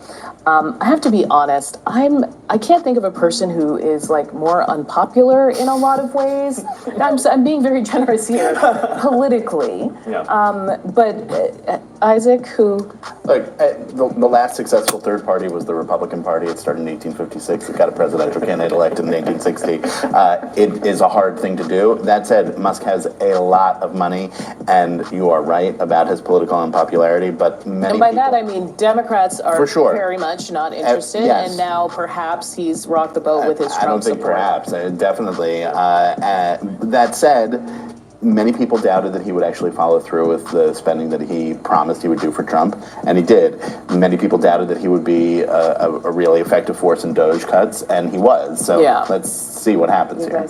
Yeah, I mean, hearing him speak about why he's doing this, I mean, he talks about, that there's the political... All right, so this is their views on the likelihood of Elon Musk's new political party basically starting. They say he's not very popular with voters, and in their opinion, they feel like it ain't gonna work. You know what I'm saying? We'll just have to keep an eye on it and see, and keep in mind that Elon has brought back into the fold this Epstein situation. Y'all know that they allege that Trump was part of it, and Elon is pushing that narrative right now of Trump being part of it and how there's no arrests being made, as well as a lot of the documents as far as like the guest books, things of that nature haven't been released. So we also keep an eye on that as well. Let's take a trip to the White House and see what they have to say about all things going on with the big, beautiful bill and Trump, as well as ICE, and a lot of other things, the tariffs and all of that. Let's go. Good afternoon, everyone. Hope you all had a great weekend. I want to start by addressing the devastation from the tragic flash floods in Texas. Yes, prayers for everybody in Texas, guys. There were 81 people unalive, and I think they said like 21 of those people were little ones. So prayers for the families in Texas that suffers losses due to this catastrophic flood situation that took place over the weekend, man. Very sad, man. Very sad. Moments ago, the Department of Homeland Security provided an update that 91 innocent souls have now perished. Everyone here at the White House, including the President of the United States, is praying for the victims' families and friends during this unimaginable time. President Trump swiftly signed a major disaster declaration for Kerr County, Texas, to ensure our heroic first responders have every resource they need in the relief and recovery efforts. Secretary of Homeland Security Kristi Noem traveled to Texas over the weekend, and the entire Trump administration is working hand in glove with state and local officials to provide every assistance available. The situation on the ground remains dangerous, and there could be additional public safety threats with potential incoming heavy rain. So we encourage everyone in the area to remain vigilant, listen to all warnings, and respond accordingly. Unfortunately, in the wake of this once-in-a-generation natural disaster, we have seen many falsehoods pushed by Democrats such as Senator Chuck Schumer and some members of the media. Blaming President Trump for these floods is a depraved lie, and it serves no purpose during this time of national... Oh, wow, they blame Trump for the floods? How is Trump responsible for the weather? I don't know, man. That's crazy, man. Look, they've been saying that the government may be manipulating the weather for years now, allegedly. That's crazy that people are blaming Trump for the floods, y'all. Morning. Here are the facts. In the lead up to this tragic natural disaster, the National Weather Service did its job. Despite unprecedented rainfall, the National Weather Service executed timely and precise forecasts and warnings. On July 3rd, the National Weather Service office in Austin, San Antonio, Texas, conducted forecast briefings for emergency management in the morning and issued a flood watch in the early afternoon. Shout out to you. Flash flood warnings were also issued on the night of July 3rd and in the early morning of July 4th, giving preliminary lead times of more than 3 hours before flash flooding conditions occurred. And the National Weather Service office in New Braunfels, which delivers forecasts for Austin, San Antonio, and the surrounding areas, had extra staff on duty during the storms, despite claims of the contrary. So to any person who has deliberately lied about these facts surrounding this catastrophic event, you should be deeply ashamed. At this time, the administration's focus will be giving the victims and their communities the support they deserve during these recovery efforts in this tragic time. May God bless the great people of Texas, especially the parents who have lost their children. President Trump loves you. We are praying for you, and he will be traveling to see you later this week. Moving along to some further scheduling announcements. Tonight, President Trump will host the Prime Minister of Israel, Benjamin Netanyahu, for dinner, where they will discuss the positive developments taking place in the Middle East region. Tomorrow, the president will host his 6th cabinet meeting of his 2nd term. Many of you will be invited to cover that. And on Wednesday, the president will host leaders from 5 African nations for lunch in the state dining room. In other news, after the historic signing on the South Lawn of the White House on the 4th of July, President Trump's One Big Beautiful Bill is now the law of the land. Republicans in Congress met the once-in-a-generation moment and codified the Make America Great Again agenda into law. After this monumental achievement, no other president in modern history has worked harder and faster to fulfill their campaign promises than Donald Trump. The One Big Beautiful Bill will get the United States of America firing again on all cylinders. It's safe to say that over the past few weeks, the president has delivered on many, many wins. For the 4th month in a row, jobs numbers beat market expectations with nearly 150,000 good jobs created in the month of June. The American economy has now added nearly 700,000 jobs since January 2025, with American-born workers accounting for all job gains. President Trump drove illegal border crossings to another historic low in the month of June, and Border Patrol once again released 0 illegal aliens into our country. The Supreme Court stopped activist judges from imposing nationwide injunctions and cleared the way for President Trump to carry out his popular and common sense agenda. The University of Pennsylvania agreed to all of the Trump administration's demands and will now keep men out of women's sports. President Trump secured his trade deal with Vietnam, giving the United States total access to their markets. Because of President Trump's unleashing American energy dominance, gas prices are at 4-year lows. And when adjusted for inflation, gas prices are near the lowest levels we've seen in the last 20 years. NATO members agreed to raise defense spending to 5% of GDP, a foreign policy feat long thought impossible until President Trump made it happen. The Operation Midnight Hammer obliterated Iran's nuclear capabilities, taking out this imminent national security threat, not just to the United States. So they are standing on that they obliterated Iran's nuclear technology. Even though the news said what they said, Trump's White House stands firm that they obliterated, their nuclear capabilities. Do you believe it? But to the entire world, the president secured a ceasefire between Israel and Iran, ending the 12-day war. The president brokered a historic peace agreement between Rwanda and the Democratic Republic of Congo. Pakistan nominated President Trump for the Nobel Peace Prize in recognition of his decisive diplomatic intervention to prevent a nuclear war between India and Pakistan. Blue-collar wage growth has seen its largest increase in nearly 60 years, and President Trump has defeated Joe Biden's inflation crisis with core inflation at the lowest level since March of 2021. And just about all of that has happened in the last 3 weeks, and I know you all know it because you've been very busy here covering it along with us. So with that, I will take your questions today as we kick off another very busy week here at the White House. We'll lead with our new media seat, Brian Glenn, who is, of course, very present in this briefing room. He's put in a lot of hours covering this president, so we're glad you finally have a seat today. Brian, go ahead. It feels great to sit down. Thank you very much. I want to go back to the hurricane. You said that President Trump is scheduled to go to Texas later this week. Can you speculate on what day and what he has plans? Sure. The White House is currently arranging those travel plans. We hope that it will be later this week, likely on Friday, but of course we want to do it at the most appropriate time on the ground for state and local officials. We don't want to interrupt the recovery efforts, but we're planning tentatively for a Friday trip, and when that becomes final, we'll let all of you know, as we always do. And you gave a little bit of reaction earlier, but the National Weather Service, the union, actually publicly stated they had an adequate staff on hand to forecast and predict the storm. You shared your thoughts earlier on how the way the left has really weaponized this to blame the deaths in Texas on Trump. Want to comment on that again? Yeah, I just do think those comments are depraved and despicable, especially when so many Americans are mourning the loss of their children. The National Weather Service, as I said, did its job. Many experts, many meteorologists have said that. Many of you in the media, in all fairness, have said that as well. Unfortunately, not all.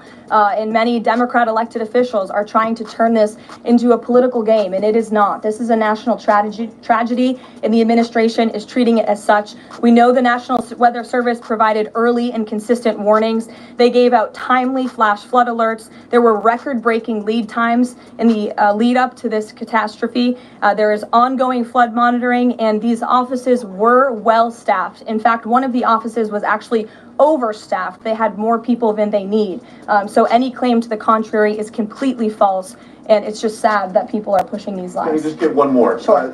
Kind of a little bit of breaking news. The Department of Homeland Security is moving to end the TPS status on Honduran and Nicaraguan migrants. Yes. Any plans to adding additional countries that you could be targeting? Just a reaction. Sure. Well, I won't get ahead of the Department of Homeland Security on additional countries, but as you pointed out, they did end temporary protective status for Nicaraguans and Hondurans in this country because TPS, temporary protective status, is temporary by definition. It is not meant to be a permanent path to residency or citizenship here in the United States of America. It was originally granted to Nicaraguans following a natural disaster in 1999. That doesn't sound very temporary to me. And as well as Hondurans in 1999 after the impact of Hurricane Mitch in 1998.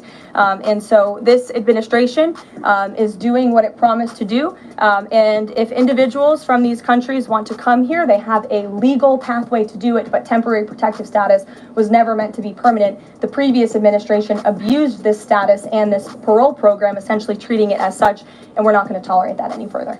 Thank you, Brian. Megan. Secretary Bessent said yesterday that countries will boomerang back to the April 2nd tariff level starting August 1st.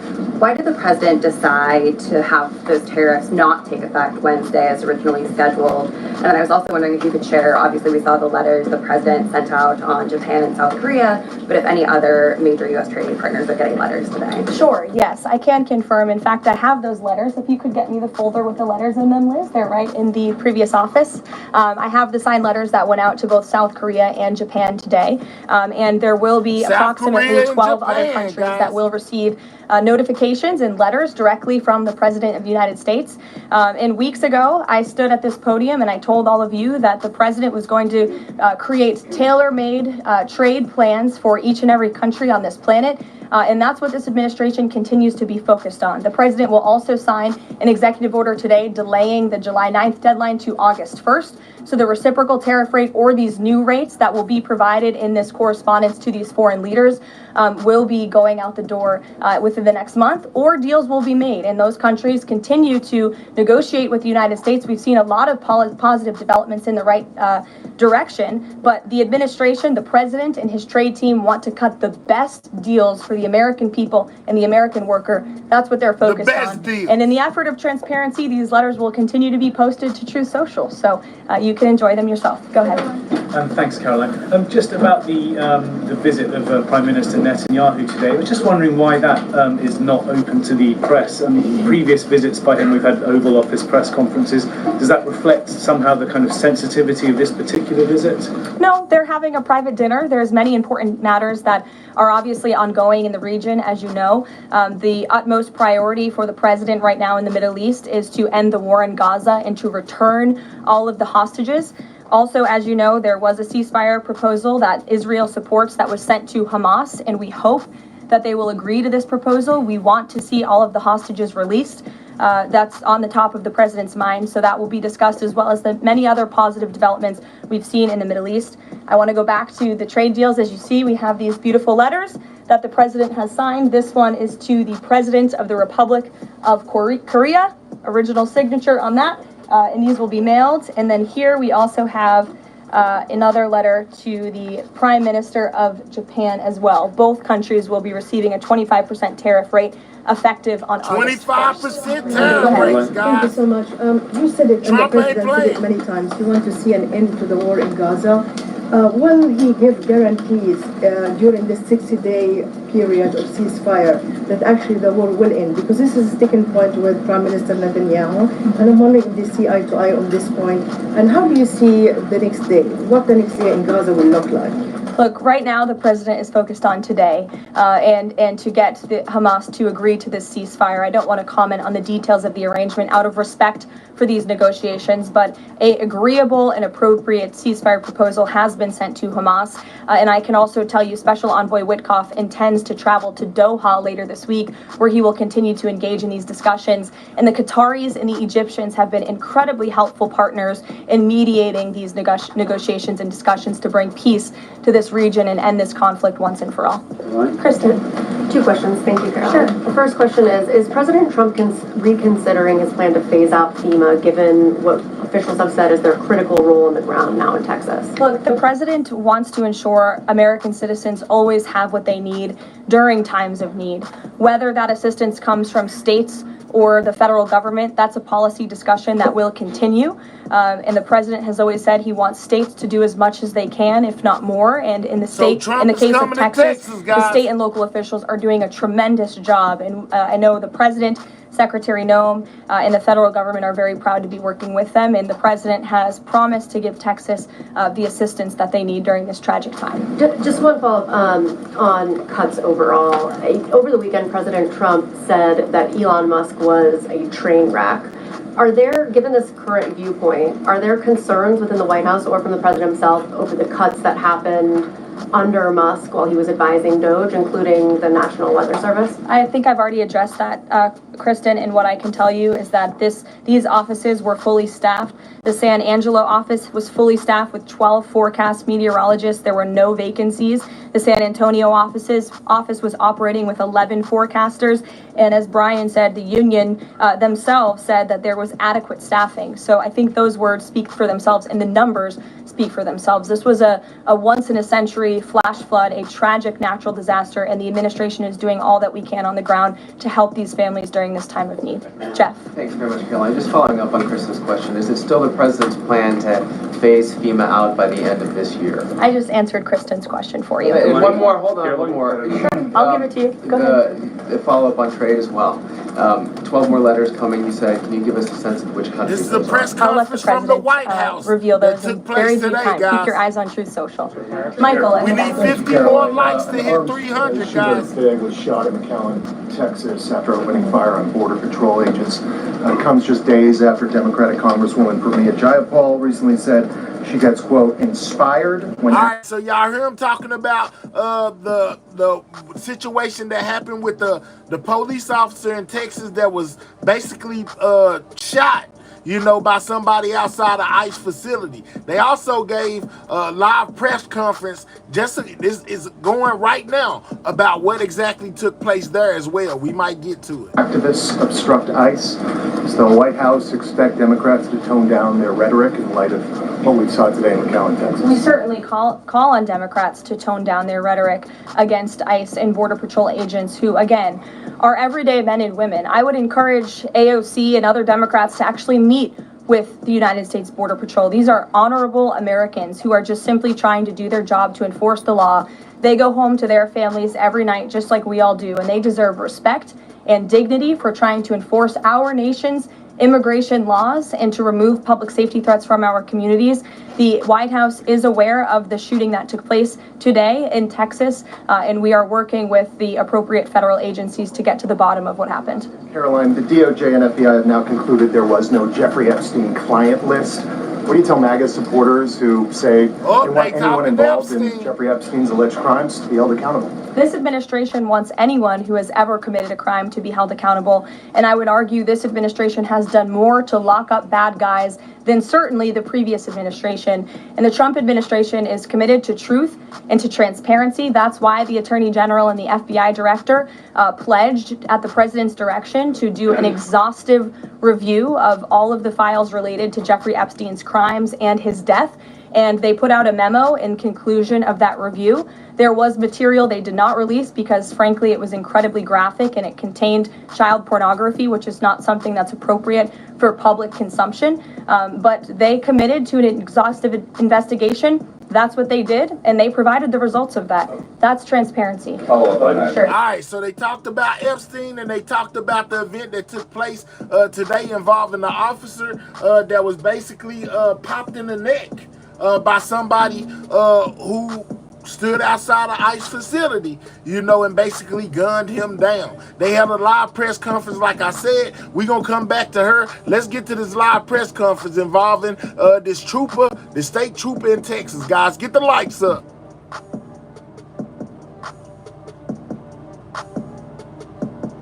Make sure you are stepping on that like button, man, as they give us details on what took place outside this ICE facility, guys, in Texas.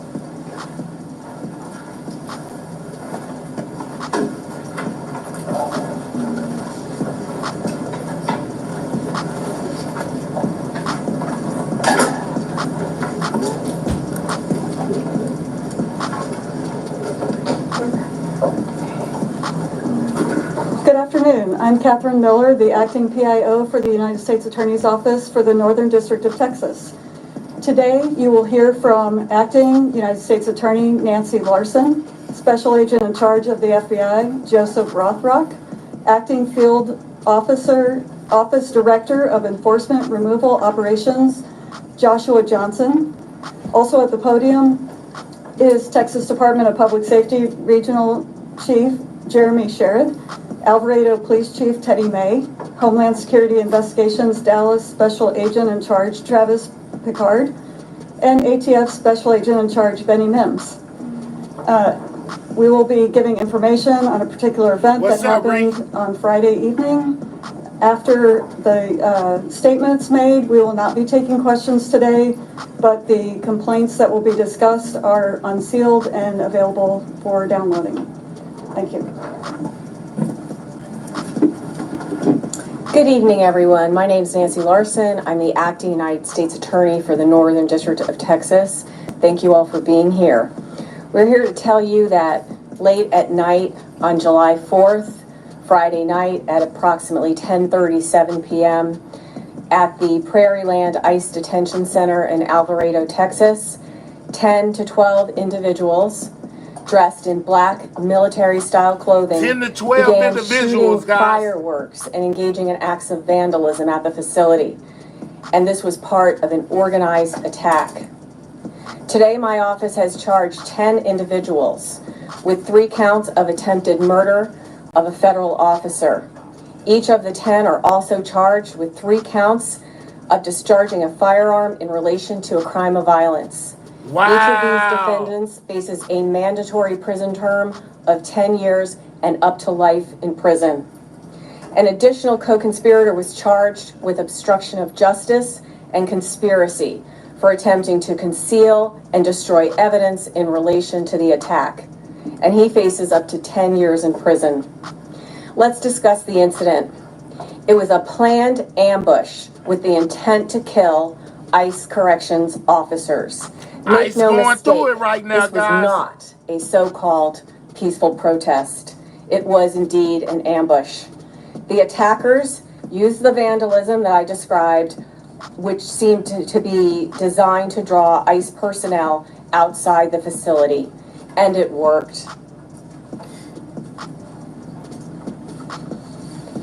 After about 10 minutes of having convened, 1 or 2 individuals broke off from the group. They engaged in the graffiti, they damaged vehicles and a guard structure. The graffiti had such words as traitor, ice pig, other profanity. Then there was a 911 call from the facility. 2 unarmed corrections officers went outside to speak with the vandals. One of the gunmen signaled using a flashlight to the vandals. Now, the gunman was not with them. He was separate and apart. At one point, the Alvarado police officer arrived, a single police officer. An assailant who was positioned in the woods shot him in the neck area. Another assailant who was across the street, nowhere near. This is crazy, guys. ICE is going through it. Make sure you double tapping that screen, man. Let's get the likes up. We need 40 more likes to hit 300. This is the situation that happened in Texas involving a state trooper who was shot in the neck in ambush by 10 to 12 masked, assailants, man. This is crazy. The corrections officers shot 20 to 30 rounds at these unarmed corrections officers. There was an AR-style rifle found at the scene. It was jammed, apparently discarded by the attackers. The assailants fled. The Johnson County Sheriff's Office was able to stop a vehicle. There was a single driver in that vehicle. The sheriff deputy saw in plain sight a firearm. Another firearm was in the back seat, and there were 2 Kevlar ballistic style vests also in that vehicle. There was a second encounter with law enforcement about 300 yards from where the police officer was shot in the neck. Sheriff deputies stopped 7 individuals. Some were wearing body armor, some were covered in mud, some were armed, and some had 2-way radios on them. There were a total of 12 sets of body armor found during various searches of vehicles, defendants, and the area around the Prairie Land Detention Center. And this included a flag saying, "Resist fascism, fight oligarchy." Wow. Law enforcement officers found spray paint. They found flyers such as "Fight ICE Terror with Class War," "Free all political prisoners." One of the attackers' cell phones had cell phones inside a Faraday bag. A Faraday bag is something that is supposed to block electronic signals, and criminals commonly use them because they think it prevents law enforcement officers from finding their location. Over the course of the weekend, additional related... Oh, yeah, this was planned and followed through, guys. If they had technology like that, they most definitely knew what exactly they were doing, dog. They ambushed these state troopers. Searches occurred. We found masks, goggles, tactical gloves. With one residence of one of the defendants, there was additional body armor. There was a cache of 9 additional weapons, spray paint, fireworks, and again, insurrectionist material. One of them was entitled "Organizing for Attack, Insurrection, Anarchy." Due to the rapid response of local law enforcement, these individuals were quickly apprehended. This was an egregious attack on federal and local law enforcement officers, and it is part of an increasing trend of violence against them. Let me tell you just a little bit about assaults on law enforcement officers over the last few years in our district, the Northern District of Texas. In 2021 and 2022, we had 7 assaults each year against officers. In 2023, it was 11. In 2024, it was 18. And thus far, thus far in 2025, 9. And that includes this one. We want to tell everybody out there, this will not be tolerated. Those who use violence against law enforcement officers will be found, and they will be prosecuted with the toughest criminal statutes and penalties that we have available to us. This has been 72 hours of the hardest work that we have ever been involved in here in terms of cooperation with our federal law enforcement partners, our local law enforcement partners in the 30 years that I have been a federal prosecutor. So on behalf of my office in this community, I want to thank all those in law enforcement. You risk your lives every day to protect us, and this is a stark and horrifying example of how they protect us every day. I'd now like to turn the podium over to Special Agent in charge of the FBI, Joe Rothrock. Thank you.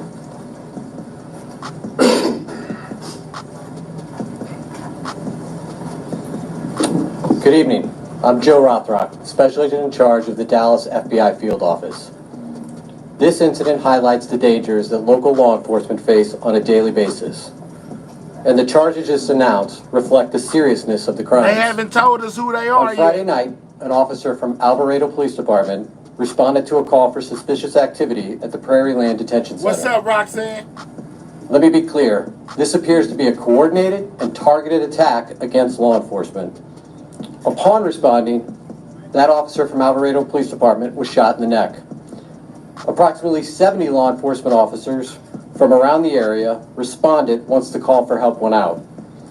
They did not hesitate to run into danger to assist their fellow officers. We want to thank them for their prompt response and dedication to protecting and serving our communities. Y'all make sure y'all double tapping that screen, man. Get the likes up. We need 30 more likes to 300. Make sure you subscribe to the channel if you're new. This is the situation in Texas involving a state trooper who was shot in the neck by 10 to 12 armed assailants who basically set this whole situation up with fireworks to basically ambush the officers, guys.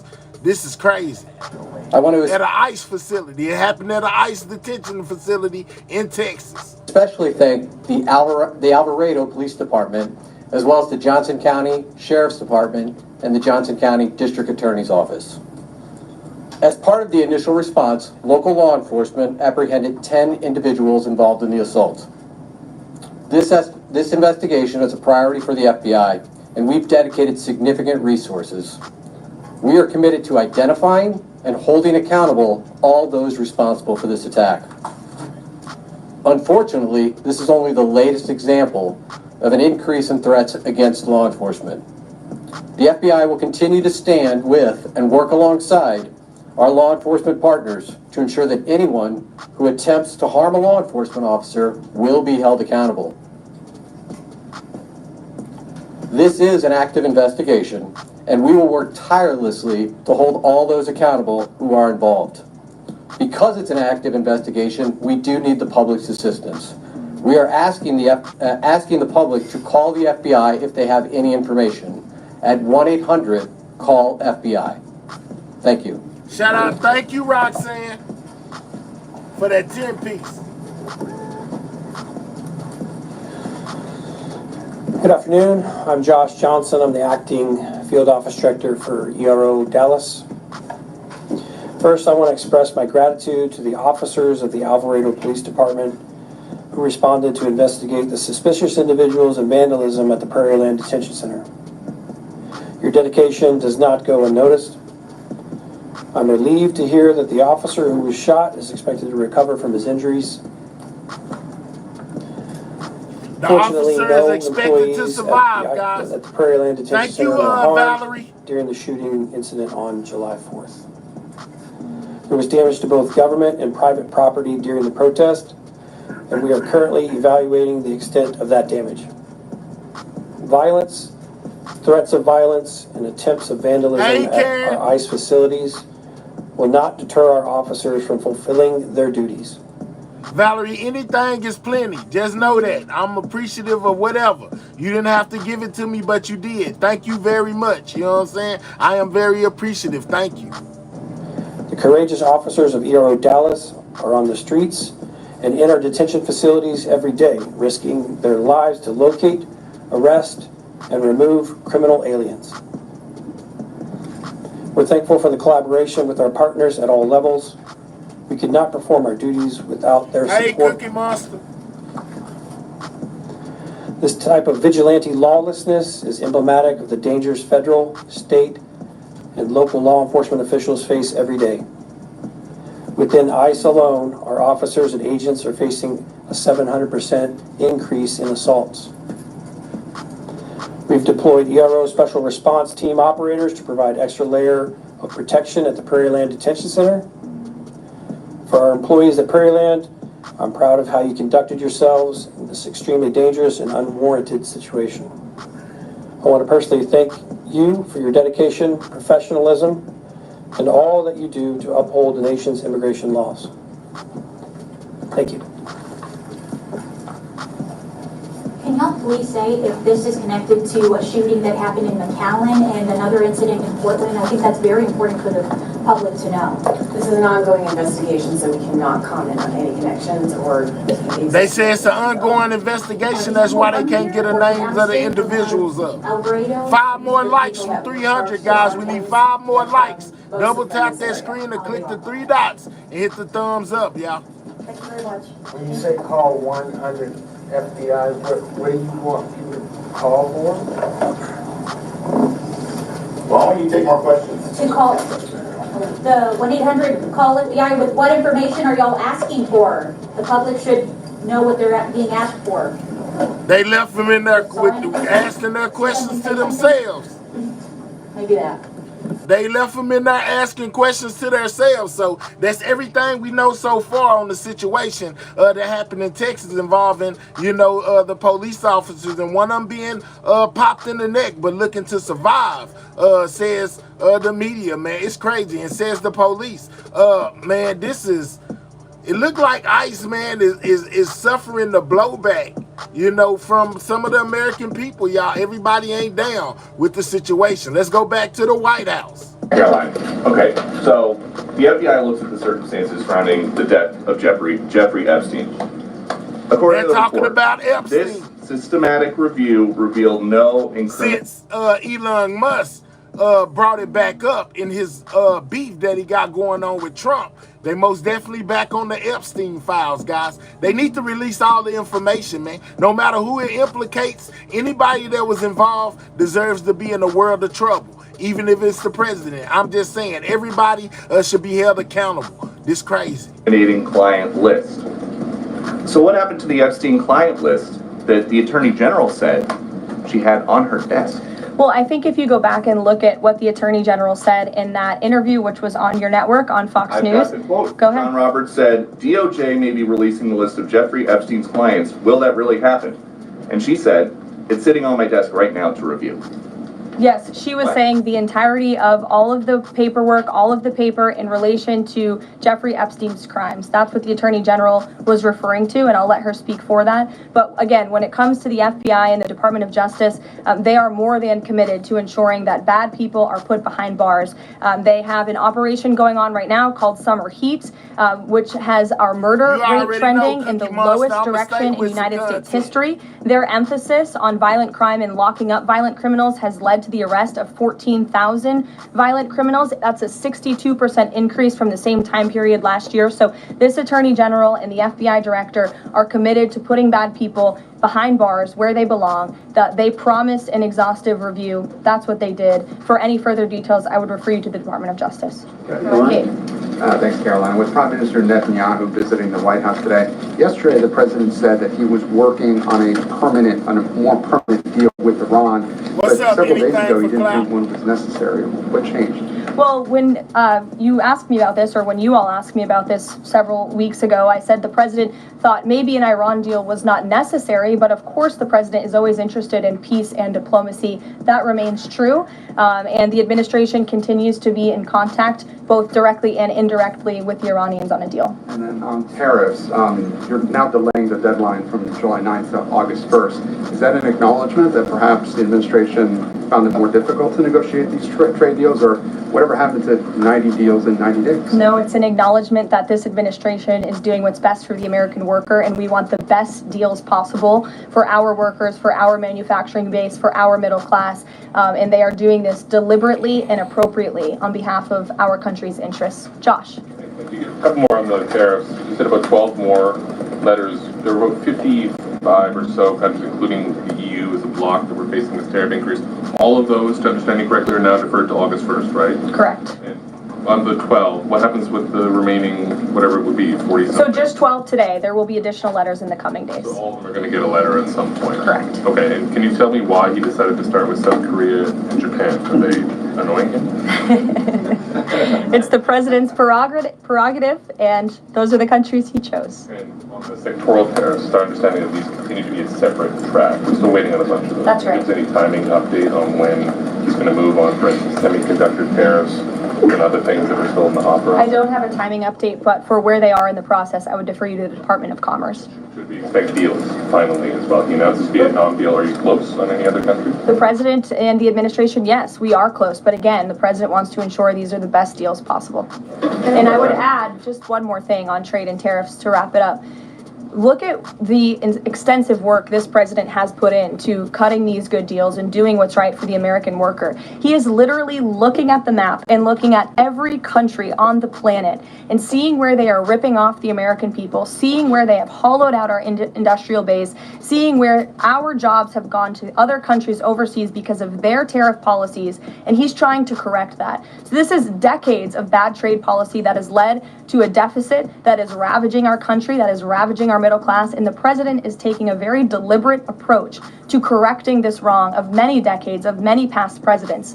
And so I think he should be commended for the time and the effort that he is putting into this. And the fact that he has announced a framework with China, a trade deal with the United Kingdom, a trade deal with Vietnam, and many others to come in just a matter of 6 months is truly historic, and it's a testament to this president and his trade team who are working around the clock to get this done. Sure, go ahead. Thank you so much, Caroline. Two questions on Iran. What's the permanent deal with Iran looks like for the president, and what issues related to Iran should it cover? And secondly, has the president seen the interview with Iranian president, which he says that the United States president, Mr. Trump, is capable enough to guide the regions toward a peace and brighter future and put Israel in its place, or it gets more into conflict? Has the president seen these comments, and what's his reaction to these comments? I'm not sure if he's seen those comments, but certainly I think it's true that the president is the right man for the job to move the direction, this region into the direction of peace and stability for the future. That's what he and his national security team are working on every day, and we've already seen historic achievements in that direction. Go ahead. In the back. Kelly, go ahead. Great. Sure. And then in front of you. A couple questions for you. First, y'all need name tags signed.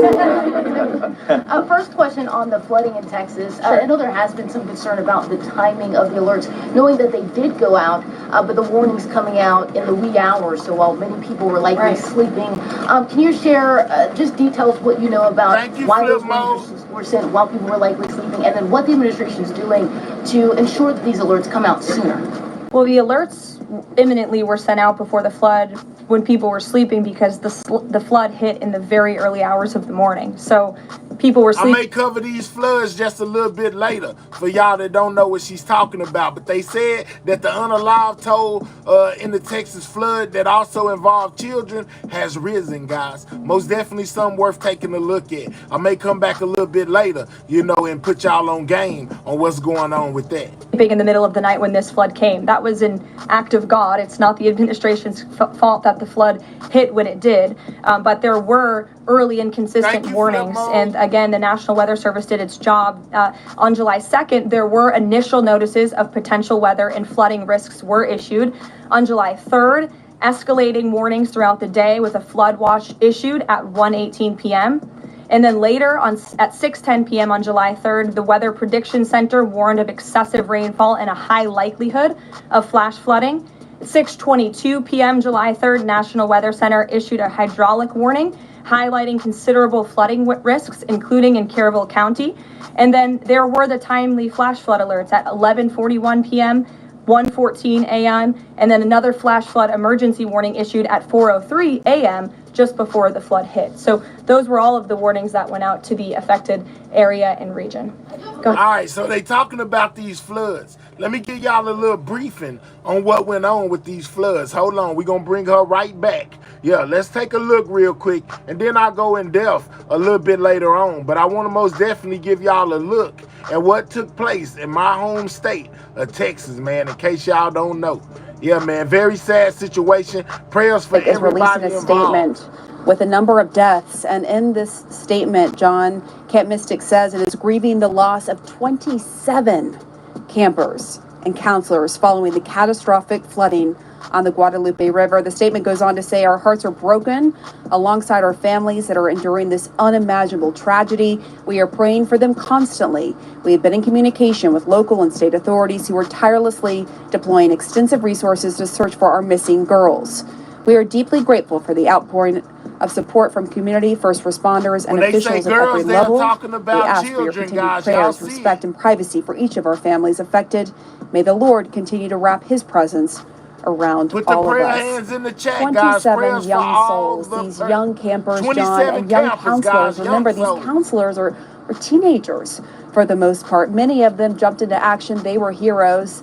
But as we are getting from this statement, some died as well. Camp Mystic did not say how many of those 27 were campers versus counselors, but presumably the bulk of them are campers. And I just can't stop thinking, John, that it was just a little over a week ago that parents dropped their young children off to have the best 4 weeks of their life at Camp Mystic, a camp I attended 30 years ago. And now some of those same parents are going to the local funeral home to potentially identify their child. It's just beyond comprehension, the heartbreak here. You feel it all around. John? It just has to be overwhelming to be there, Pam. And again, this statement from Camp Mystic is really the first time we have heard them address fatalities. They're grieving the loss of 27 campers and counselors, I think confirming many of the worst fears that so many have been having there. Thank you for being there. Keep us posted. Obviously, this is developing, this news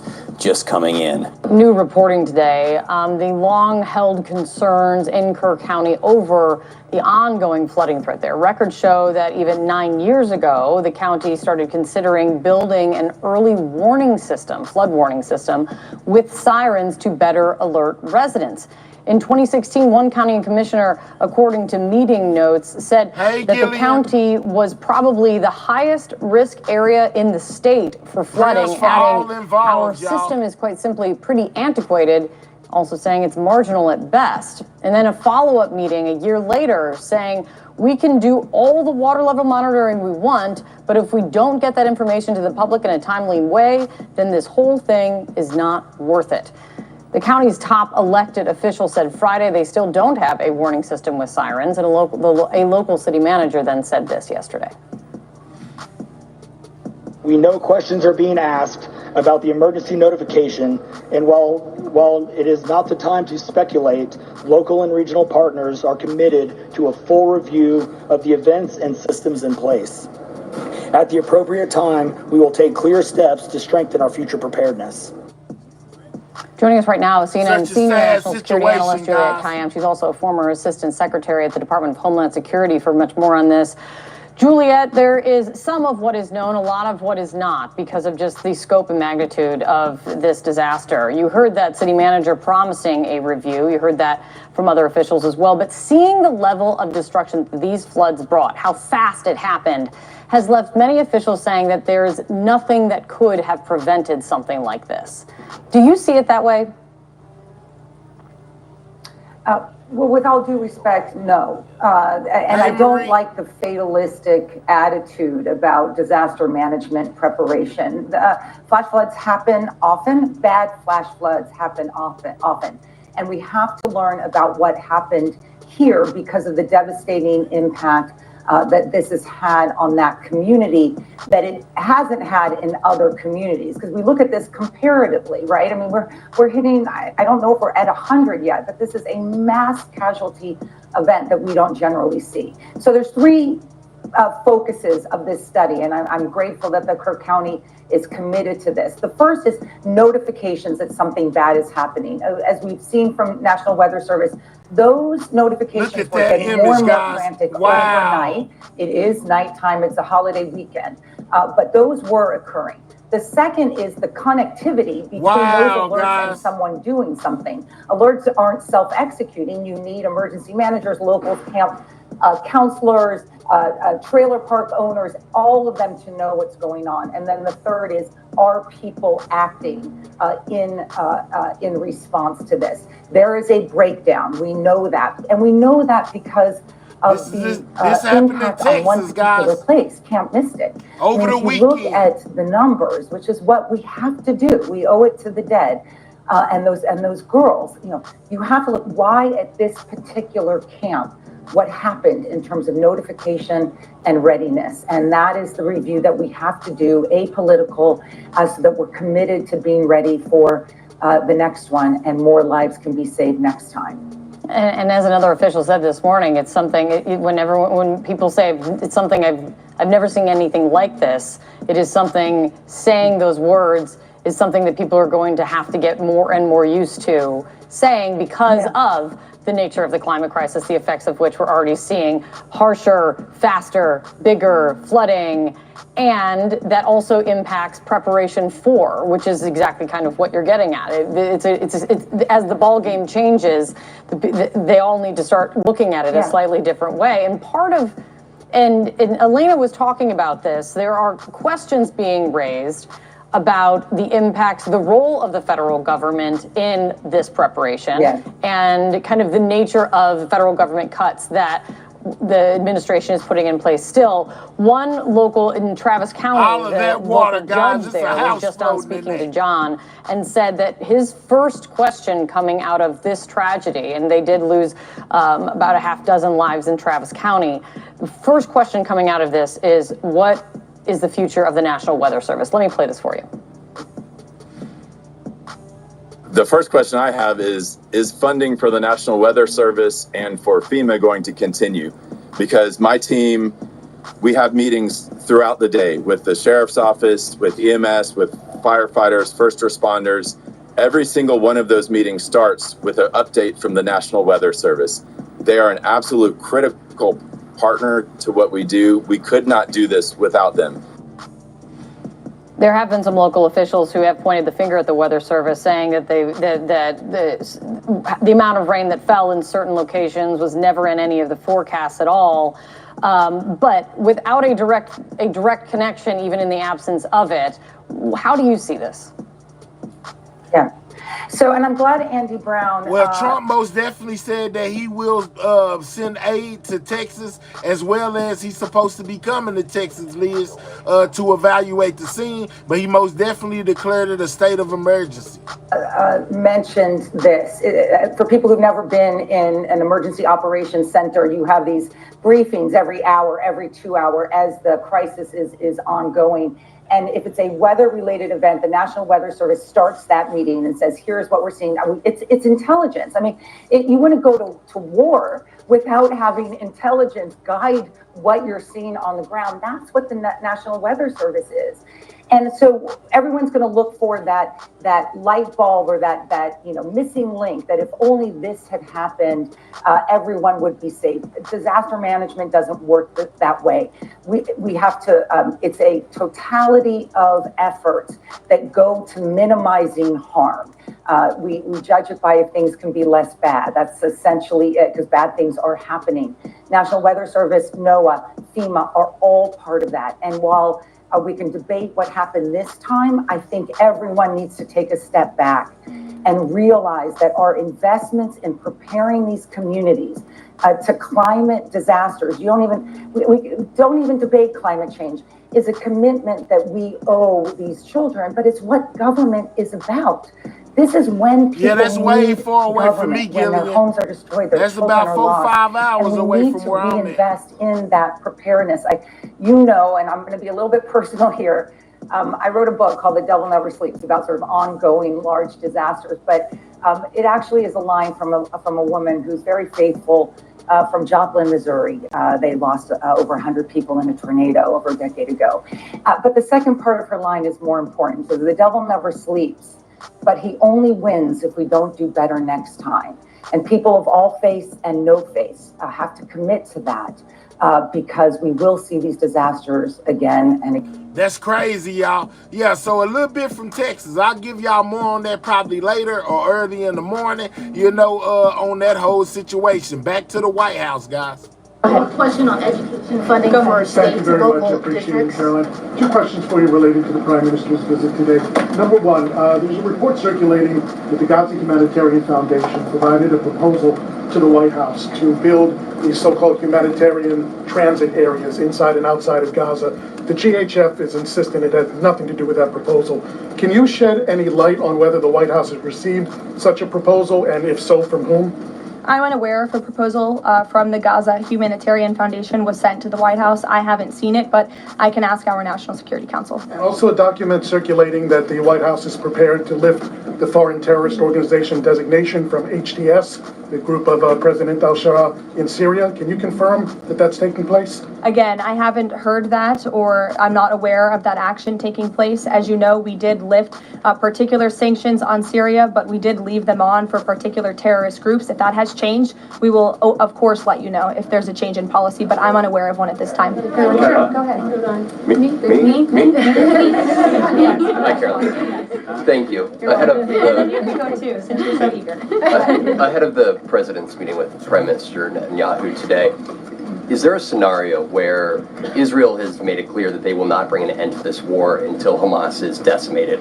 And the president just 5 months ago suggested a potential takeover of Gaza. Is there a situation where tonight the two men will change their posture, and in the scenario that Hamas turns over the remaining hostages, that the war could come to a permanent end, and that they will seek that under that scenario that they would essentially try to bring this war to a permanent end beyond just that 60-day ceasefire? Again, you're putting a hypothetical situation in there, so I don't want to comment on that out of respect for these ongoing negotiations and discussions that are taking place. But as for the takeover of Gaza, I don't believe the president ever said that. I think he discussed a rebuilding of Gaza once this war is over. This has become an uninhabitable place for human beings, and the president has a big heart. He wants this to be a prosperous, safe part of the region where people and families can thrive, and there will be a need for a real rebuilding effort when the time comes. But right now we need to end this war, and we need to bring all of the hostages home.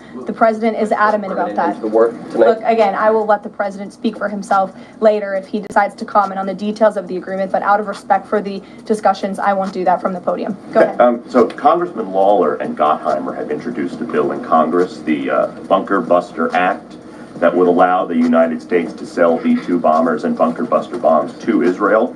Is that something the president would support? Well, I don't know if the president's aware of the Bunker Buster Act, but I will ask him and see what his opinion on that is. I'm not sure. Right, thank you. Thank you, Caroline.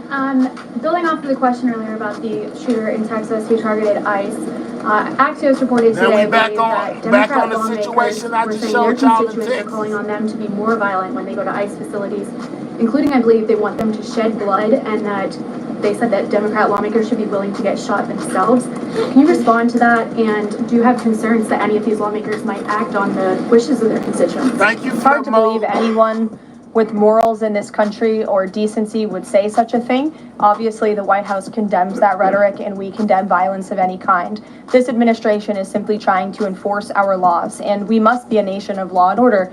You cannot simply waltz across our border and live here illegally and expect to stay.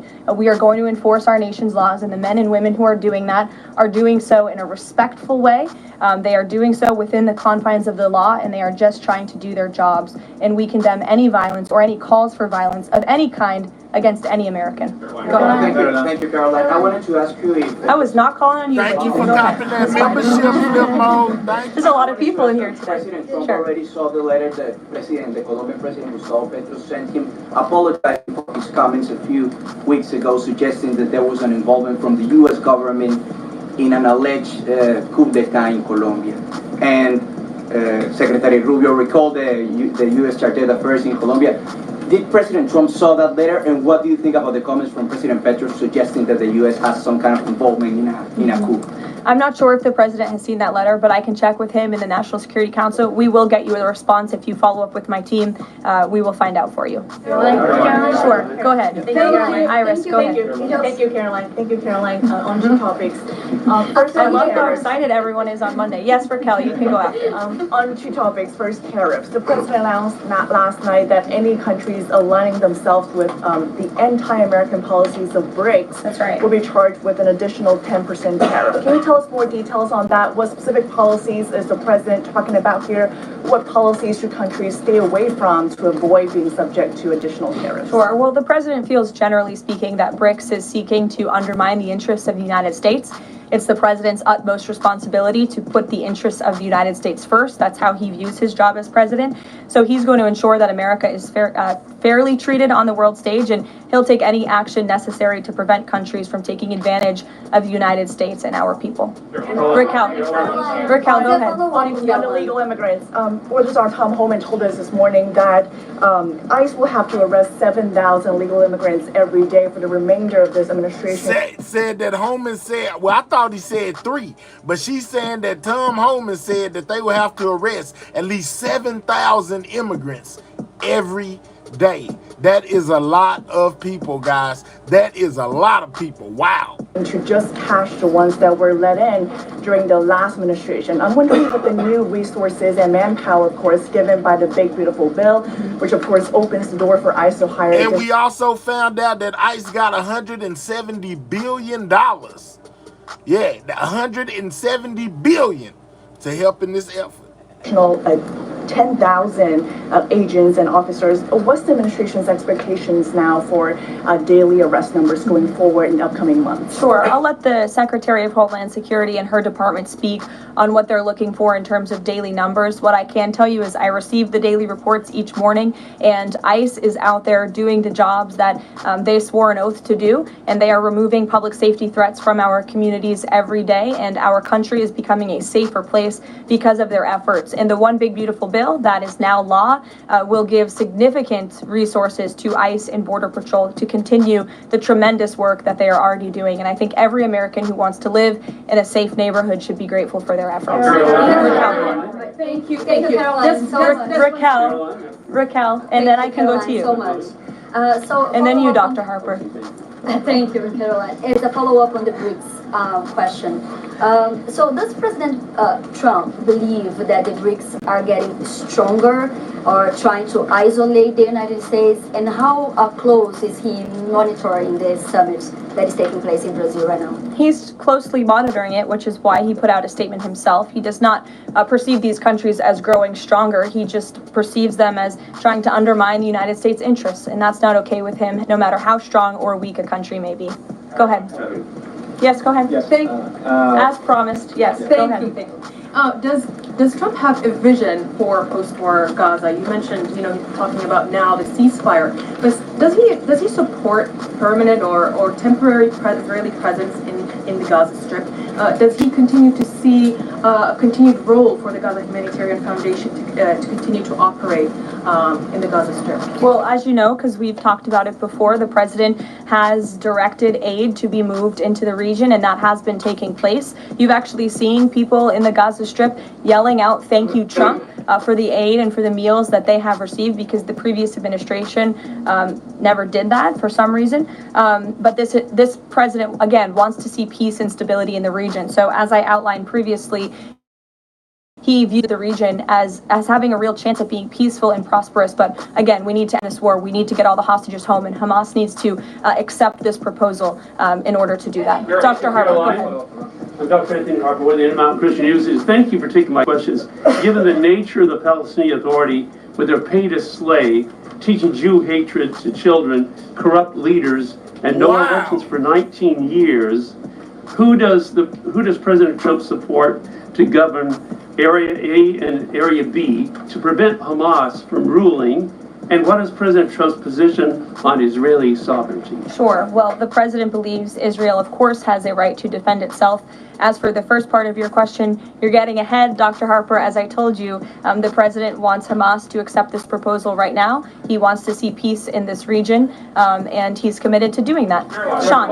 Hey, Caroline, can you just please walk us through the decision to halt the supply of weapons to Ukraine at a time when Russia is really hitting Ukrainian cities and civilians? Was that the president who decided that, or did the Pentagon do it without his approval? No, neither of those things are true. I'm happy to walk you through it. This was a standard review by the Pentagon of all weapons and all aid and all support that the United States is providing all countries and all regions around the world, not just Ukraine.